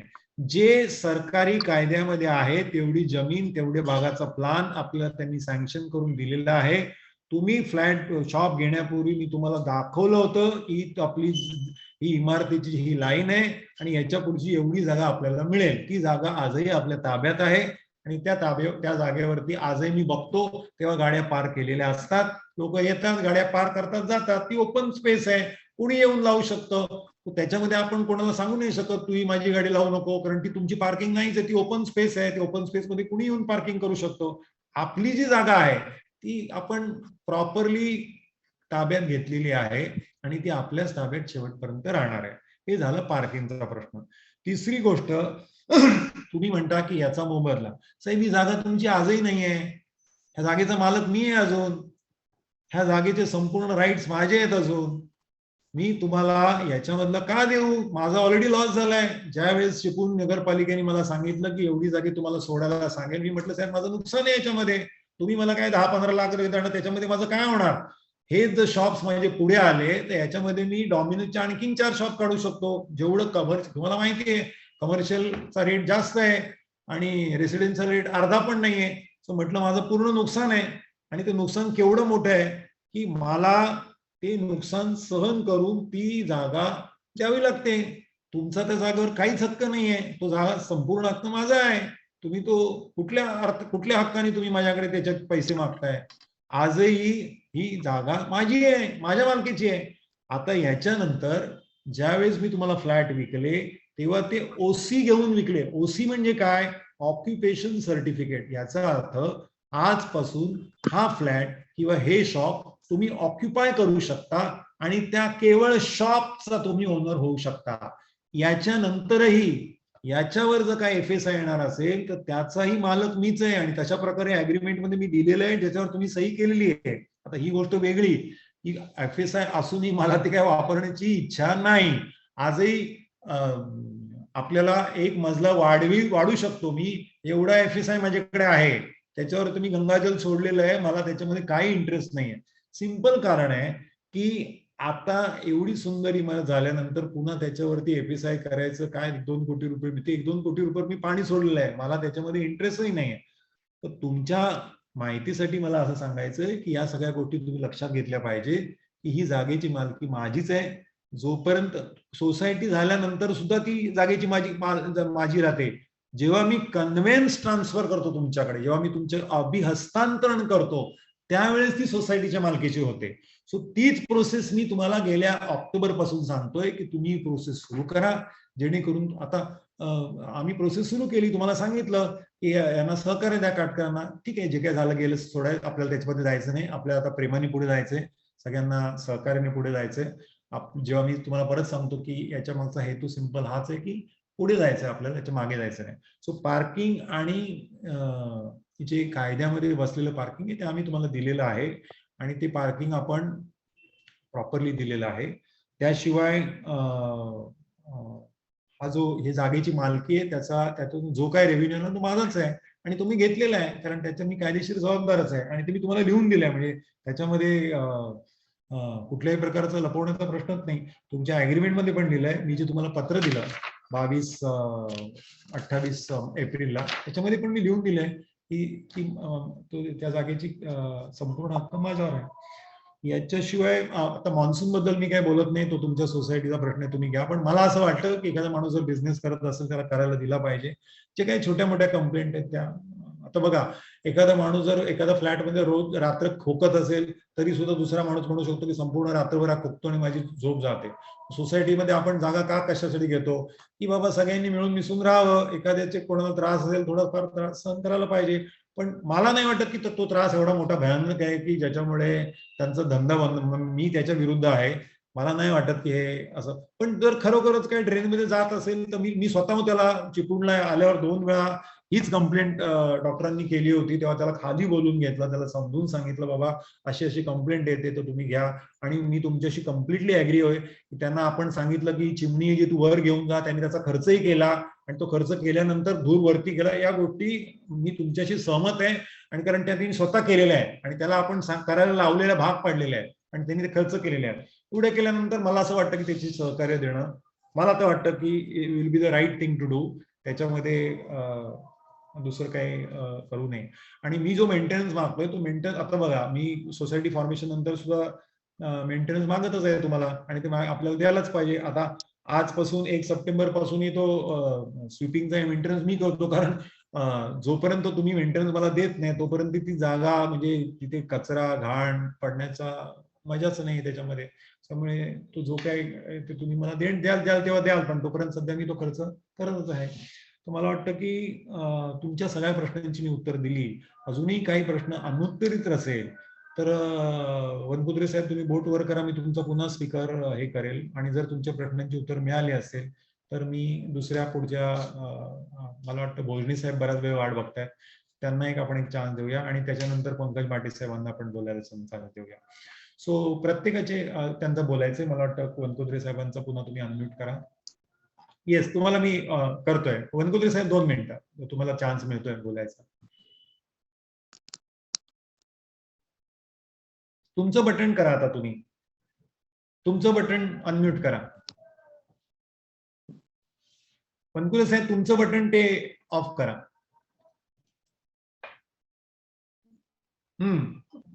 आलं? ओके. आता ऐकायला येते, बोला. नाही साहेब, काय आहे माहितीये, तुम्ही उत्तरं दिली तिथपर्यंत ठीक आहे. आता आम्ही कसं शांत बसलो, तुमचं 51% तुमचं सगळं जाईपर्यंत तुम्ही सोसायटी करायचं थांबलात, बरोबर? करू शकत नाही, थांबलो नाही, मला करताच येत नाही. तुम्ही करू शकत नाही, मी करू शकत नाही. कायद्याने ते बंधनकारक आहे की तेवढं तुम्हाला थांबायलाच पाहिजे. आणि ते 19-20 मध्ये झालं असतं, पण ते करोना आल्यामुळे तिथे सगळं जगच ठप्प पडलं, तर आपण त्याला काय करणार? बघा, काही गोष्टी ज्या कायद्याच्या आहेत ना वनकुत्रे साहेब, त्या तुम्ही आणि मी उल्लंघन करू शकत नाही. म्हणजे काटकर जेव्हा मला म्हणाले की साहेब तुमची सोसायटी होऊ शकत नाही जोपर्यंत हे जात नाही, ठीक आहे. त्याचा दुसरा अर्थ असा आहे वनकुत्रे साहेब की अजूनही चिपळूण मधून 1 रुपया प्रॉफिट मी कमवलेलं नाही. सगळे शॉप्स माझे तिथेच आहेत. ते जेव्हा विकले जाणार, त्याच्यातून पैसे येणार, तेव्हा मला प्रॉफिट होणार. मला काय घाई नाहीये, मी शांत आहे. कारण मी फक्त प्रॉफिटसाठी बनवलेलं नाहीये. मला एक चांगली वास्तू निर्माण करायची होती, ती वास्तू तुम्हाला द्यायची होती. तसंच 100% एफर्ट्स मी टाकले आणि मी खुश आहे. आता जे काही छोटे मोठे प्रॉब्लेम आहेत ते माझे जर असतील 100% मी सॉल्व्ह करून टाकेल. त्याबद्दल तुम्हाला जराही परत मला रिमाइंडर द्यायची गरज नाही. आणि माझा ट्रॅक रेकॉर्ड चिपळूणचा तसा आहे. एखाद्या माणसाने कंप्लेंट केली, त्याची कंप्लेंट मी घरी जाऊन सॉल्व्ह केलेली आहे. माझ्या माणसाला मी घरी जाऊन त्याला पाठवलं, जा बाबा काय म्हणताय ते समजून घे, त्यांचा इश्यू आपल्याला सॉल्व्ह करायचा आहे. कारण आमचं कामच आहे ते नाही केलं तर उपयोगच काय आता त्याच्यामध्ये. बरोबर आहे. मग तेच मी म्हणतोय, 51% सेल आउट झाल्याशिवाय दोन्ही मिळून आपण सोसायटी बनवू शकत नाही. नियम आहे हा, बरोबर. 51% सोल आउट होईपर्यंत तुम्ही थांबलात, आम्ही पण थांबलो, बरोबर. तोपर्यंत आपण काय बोललो नाही, बरोबर. जर 51% ही सोल आउट तुमची समजा 2015-16 झाली असती तर तेव्हाच झाली असते सोसायटी. 15-16 झालीच नसते, कारण मी 17 नंतरच विकले ना तुम्हाला फ्लॅट. नाही, तुम्ही मला 16ला दिलात. तुम्ही शॉप घेतला साहेब. हो, 16ला शॉपची ओसी 2015ला आली. त्याच्यानंतरच तुम्ही शॉप घेतलंय, त्याच्या अगोदर तुम्ही घेऊच शकत नव्हता. हो, आणि म्हणून जेवढे ते- जेवढे फ्लॅट घेतलेत त्यांनी 21 मे 2017 नंतर फ्लॅट घेतलेत. मी कुणालाही ओसीच्या अगोदर फ्लॅट विकलाच नाहीये. बरोबर 2015-16 मध्ये 51% होण्याची शक्यताच नव्हती, कारण फ्लॅटवाल्यांना फ्लॅटच विकले नव्हते आपण. बरं 2017ला तुमची ओसी मिळाली ना, बरोबर? ओसी झाली. टोटल बिल्डिंग 2 मिनिटांसाठी धरून चाला. तर 2018ला तुम्हाला सोसायटी करून देणं प्राप्त होतं. 2018ला झालं की सोसायटी देणार. करून देणं प्राप्त होतं विकासन आणि देतो. कन्व्हिन्स आणि डीम कन्व्हिन्स पण नाही डीम कन्व्हिन्स पण देणं तुम्हाला क्रमप्राप्त होतं. प्रश्नच दोन्ही नाही. पण गोष्टी बरोबर. मग 2018 पासून तुम्ही जरा बाजूला झाला असतात. बाजूला मीन्स बिल्डर म्हणून तुम्ही बाजूला झाला असतात. आमची सोसायटी म्हणून आम्ही आमचा कार्यभार केला असता. पण आपले कसं आहे माहितीये, आपले हायवेचे जे काही पैसे आहेत तुम्ही बोललात ना, तुमचा हक्क आहे हा 1,01,000%, कारण डॉक्युमेंट मध्ये मला काय बोलूच शकत नाही मी. पण आता मी एक गुड फेथ मध्ये तुम्हाला सांगतोय, 2018 नंतरच आपली जागा गेली, आपल्याला पैसे मिळाले. 2018 नंतरच ही प्रोसिजर झाली. अजिबात नाही. माझी जागा फार पूर्वी गेली. ते प्लॅन करायच्या वेळेस आम्हाला नोटीस आल्या की ही जागा तुमची केवढे सोडूनच करा, ती आम्ही ऑलरेडी ऍक्विजिशन केलेली आहे. त्याचे पैसे मला 2018 नंतर मिळाले असतील. सरकारी लोक अशी नाहीत की आज जागा घेतली आणि दुसऱ्या पैसे दिले. आणि पैसे कधी येऊ, समजा पैसे जोपर्यंत तुमची सोसायटी फॉर्म होऊन जोपर्यंत तुम्हाला मी कन्व्हिन्स देत नाही तोपर्यंत मालकी हक्क माझीच आहे. ज्या क्षणी सोसायटीनी गव्हर्नमेंटनी जी लँड घेतली ती तुमच्याकडून घेतली की माझ्याकडून घेतली? तुमच्याकडून. मग पैसे मलाच मिळणार ना. हो तेच मी सांगतोय, पैसे तुमचेच आहेत, तुम्हालाच मिळणार आहेत पैसे. माझा पैशाबद्दल नाही वाद. मग काय वाद? माझा वाद नाही आहे. मी तुम्हाला काय सांगतोय, 2018ला जर आपली सोसायटी झाली असती तर ते पैसे कुणाला मिळाले असते हे मी तुम्हाला नियम विचारतोय. मला नियम मिळाले असते. अच्छा. हा, त्याचं कारण असं की हा जो भूखंड त्यांनी घेतलाय तो भूखंड माझ्या मालकीचा होता. त्यांनी सोसायटीकडून भूखंड घेतलाच नाहीये. त्यांनी माझ्या मालकीचा भूखंड कापून घेतलाय स्वतःकडे. आणि त्यांनी मला नोटीस दिली की तुमचा एवढा भूखंड आम्ही कापून घेणार. याच्याबद्दलचं जे काही रेम्युनरेशन आहे, मानधन आहे, ते तुम्हाला आम्ही देऊ. पण तुम्ही ह्या भूखंडामध्ये कामकाज करायचं नाही. आणि तशा इन्स्ट्रक्शन त्यांनी चिपळूण नगरपालिकेमध्ये दिल्या की जेव्हा तेव्हा यांचं प्लॅन सँक्शन होईल त्यावेळेस ह्या भूखंडावर यांना बांधकाम करायला द्यायचं नाही. म्हणजे माझे प्लॅन सँक्शन व्हायच्या आधीच चिपळूण मधून आम्हाला स्पष्ट संकेत आले की ही जागा तुमची गव्हर्नमेंट अक्वायर करते, याच्यामध्ये तुमचा कामकाज होणार नाही. मला आठवतं त्यावेळेस की आपल्या चिपळूणमध्ये समोरच्या बाजूला, माझ्या समोरच्या बाजूला एक विकासक अगदी जवळ टच करून ते करत होते. मी तेव्हा आम्ही घाबरलो होतो. म्हटलं अरे बा तुझी बिल्डिंग जाईल उद्या, तू बिल्डिंग मध्ये एवढे जवळ.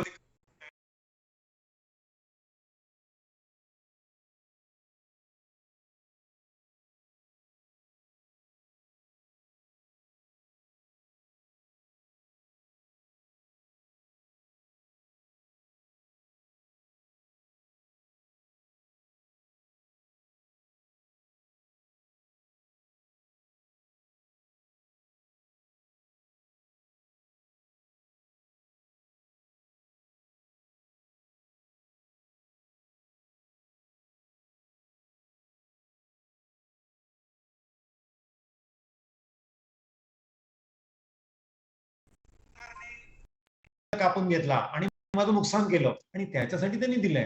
आणि आजही सोसायटी झाली तरी सुद्धा तुमच्या मालकीचं नाही तो भूखंड. जेव्हा माझा ऍक्च्युअली कन्व्हिन्स मी तुम्हाला देईल त्यावेळेस तुमची मालकी झाली, त्याच्यानंतर तुम्ही ते काम करू शकता. डीम कन्व्हिन्स झाल्यानंतरच आमच्या मालकीची होणार ना.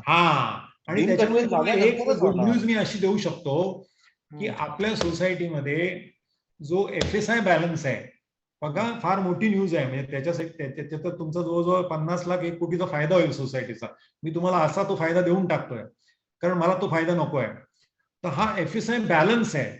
तर तुम्ही सोसायटीनी नीट विचार केला तर ह्या FSIचा तुम्ही उपयोग करून एखाद दुसरा फ्लॅट वर बांधून त्याचे पैसे तुम्ही कमवू शकता. म्हणजे करोडवर रुपये तुम्हाला मिळू शकतात.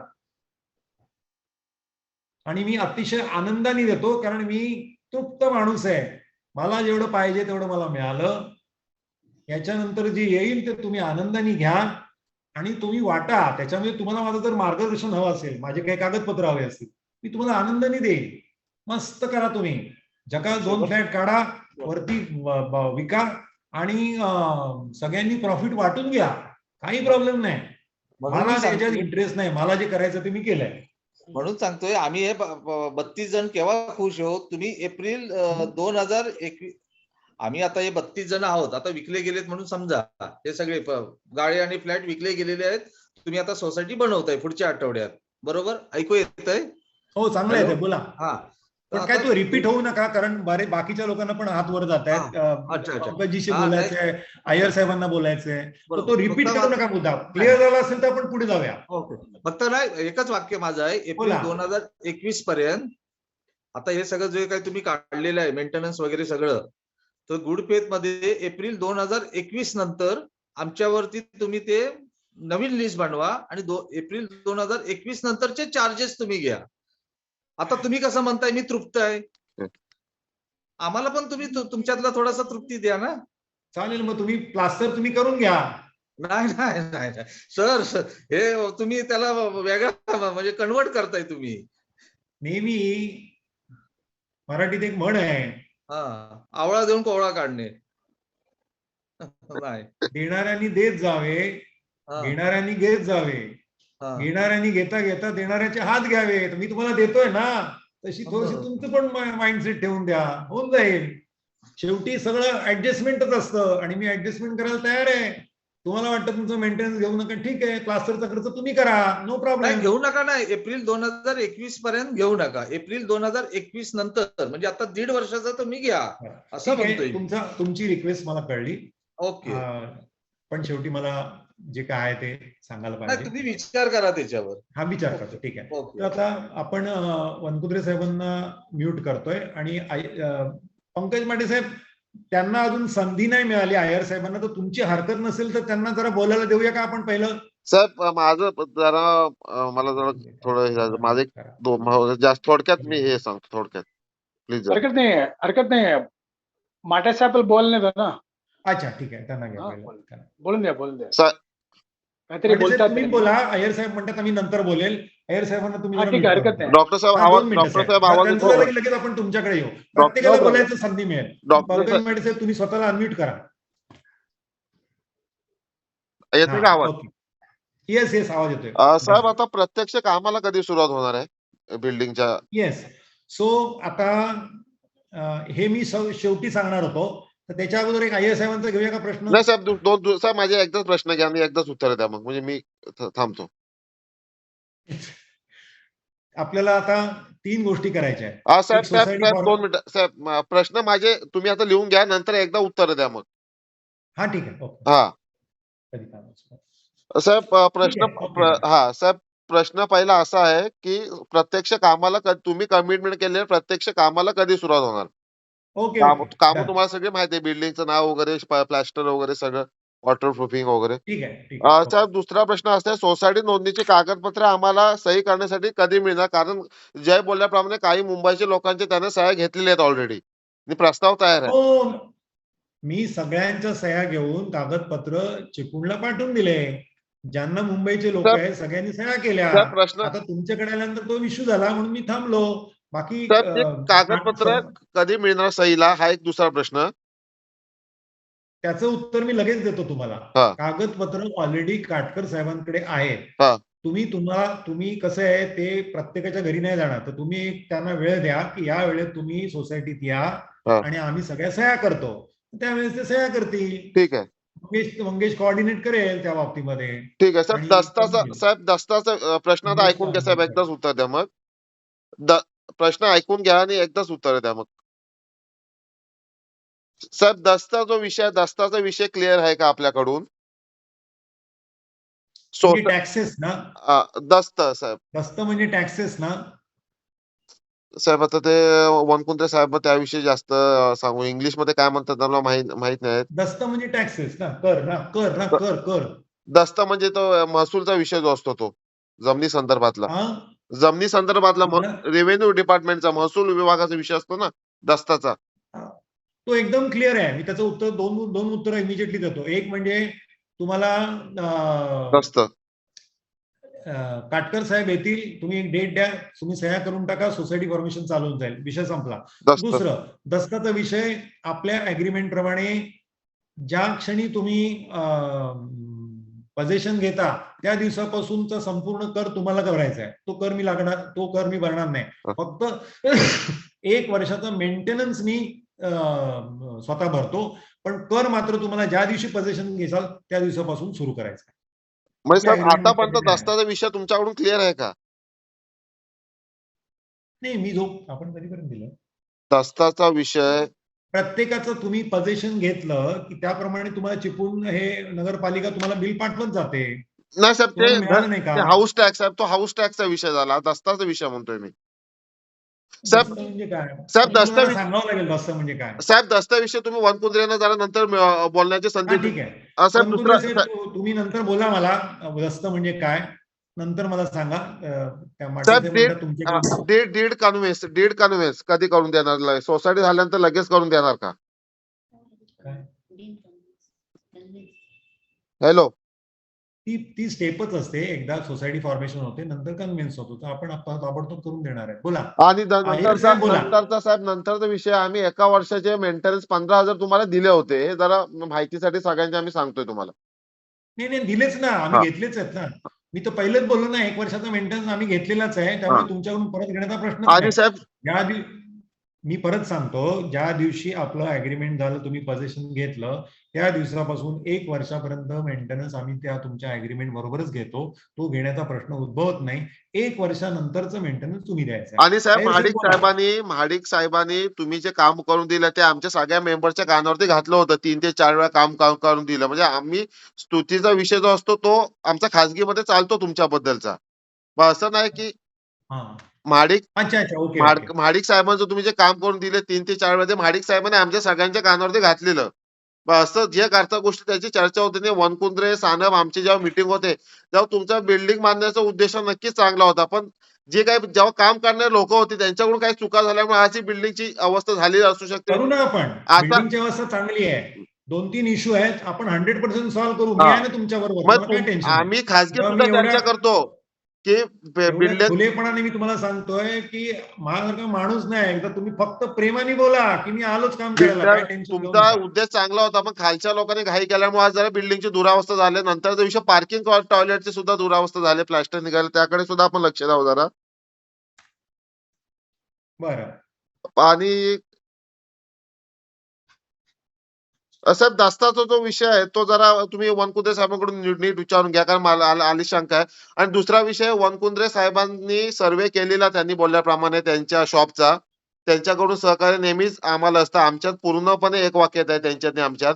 सानप साहेब जे काय इश्यू काढले, धूर येतं रात्रीचा, तर ते आम्ही सानप वनकुंद्रेने आम्ही असं चर्चा करून धूर केव्हा रात्रीचा संध्याकाळचा येतो की कधी येतं ते आम्ही डिस्कस करू, पण आमच्या ती एक वाक्यात आहे. एकमेकाला कोऑर्डिनेशन करण्याची आमची सगळ्यांची भूमिका आहे. Very good, very good. दस्ताचा विषय जरा साहेब वनकुंद्रे साहेब बोलतील तुम्हाला. हो, जरूर. हो. अय्यर साहेब बोला, तुम्हाला अनम्यूट केलंय. You can talk in any language you are comfortable in. We are fine with it. No problem, sir. See, what I request you is, now you are ready to form the society. बरोबर ना? I am ready to form society from October 21. Correct. But it Yes. means you have already sold many of the flats. Now you are Yes, having. now आता किती उरलेले किती आहे flat? आता फक्त एक फ्लॅट आहे. तुम्हाला घ्यायचं एक फ्लॅट नाही, एक फ्लॅट आणि मला घ्यायचं म्हणजे सोसायटीला देऊन टाका ना. 12 शॉप्स आहेत. सोसायटी ऑफिस मध्ये देऊन टाका. हरकत नाही. मागचे शॉप्स अजून म्हणजे 12 आहेत. 12 आहे, त्याच्यापेक्षा 12 ते 12 विकायचे राहिलेले आहे. बरोबर आहे. येस. आता सोसायटी फॉर्मेशनच्या नंतर you will be admitted as a member for all the unsold flats. See, I will be, मी तुम्हाला त्या गोष्टी क्लिअर करतो. I will talk in English first and then also speak. हरकत नाही, मराठीमध्ये बोला, काही हरकत नाही. सी, मला फॉलोअप करतोय. नाव आता सोसायटी फॉर्मेशन करताना माझे जे अनसोल्ड फ्लॅट्स आहेत, ओके, त्याच्यासाठी मला सोसायटीची एनओसी घ्यायची गरज नसते. ते बिल्डर फ्लॅट म्हणून रेकग्नाइज होतात. ठीक आहे. परंतु जसे बाकीचे मेंबर सगळं कॉन्ट्रीब्युशन देतात तसं सगळं कॉन्ट्रीब्युशन मी तुम्हाला देणार, मेंटेनन्स वगैरे सगळं मी देणार तुम्हाला. बरोबर तो बरोबर. त्याच्यामध्ये काही फरक पडत नाही. फरक एवढाच असतो की मी तुमचा ऑफिशियली मेंबर म्हणून येत नाही, माझे फ्लॅट वेगळे राहतात आणि जसा तो विकला जातो त्यावेळेस तो माणूस तिकडे येतो आणि तो तुमचा मेंबर होतो. अच्छा, तुम्हाला काय मेंबर म्हणून ऍडमिट करणार नाही. आणि रूलच तसा असतो. म्हणजे जेव्हा असं होतं ना तेव्हा builder unsold flats are treated separately. They are not treated as members. They will be entitled to all the benefits as a member, but I do not have to take your NOC because I am the promoter, chief promoter, I am the developer. So okay, that expenditure, sorry to interrupt you, expenditure will be borne by you also. Yes, for the yes, unsold flats. absolutely. Whatever expenses you as a member are putting toward the society, मी आता पण करतोय ना. मी तुम्हाला सांगितलं ना total 12 lakh. आता करतात ठीक आहे. नाही आता करतात ठीक आहे. ते सोसायटी फॉर्मेशनच्या नंतरची एक क्वेश्चन होतं म्हणून मी विचारलं. साहेब तुम्ही सोसायटी झाला ना, तुम्ही 38 लोकांची बिलं बनवणार. ओके. आणि 38 लोकांना पाठवणार. त्याच्यामध्ये 12 शॉप्स माझे आहेत, एक फ्लॅट आहे, 13 मी देणार तुम्हाला. आता ते अमाऊंट किती काय किती ते तुम्हाला काटकर साहेब गाईड करतील. बरोबर आहे. ते तुम्ही विकता ना सगळं ते. If you are at the time of selling, is there any amount you have to pay to the society? Nothing. That's what I do not have to take your NOC. I do not have to pay you anything except the share money. ते पण आपण agreement मध्ये clear केलंय की जेव्हा मी एखादा flat विकेल तेव्हा फक्त शेअर मनी तुम्हाला जाणार. Apart from that there will not be any charge. तुम्ही काय चार्जेस दिलेलेच नाहीये तसं ते पण चार्ज देणार नाही. Share money you have to pay. आणि दुसरं एक 250 rupees. That is society formation under काय येतं ते सगळं माहिती आहे. मी काय म्हणतोय ते सोसायटी पार्किंग तुम्ही दिलेले आहे, अलॉट दिलेले आहे ना, त्याला सोसायटीमध्ये कळवणार ना तुम्ही एवढं फ्लॅटची एवढं पार्किंग स्पेस अलॉट केलेली आहे. ओ येस, मी म्हटलं ना मगाशी वाटेचे बोलले ना ते. नंतर सोसायटी मध्ये नाही, society should not take any. नाही मी काय म्हणतोय society should not take any objection to that. That is what I really want to say. When the builder is there will not be, because every person we have given an allotment letter saying that this is your parking. Society cannot take any objection. What about the shops permits? Somebody was raising the question. No? What? Shop साठी parking दिलेलं नाहीये तुम्ही म्हणून ते आतमध्ये दिलेले आहे का?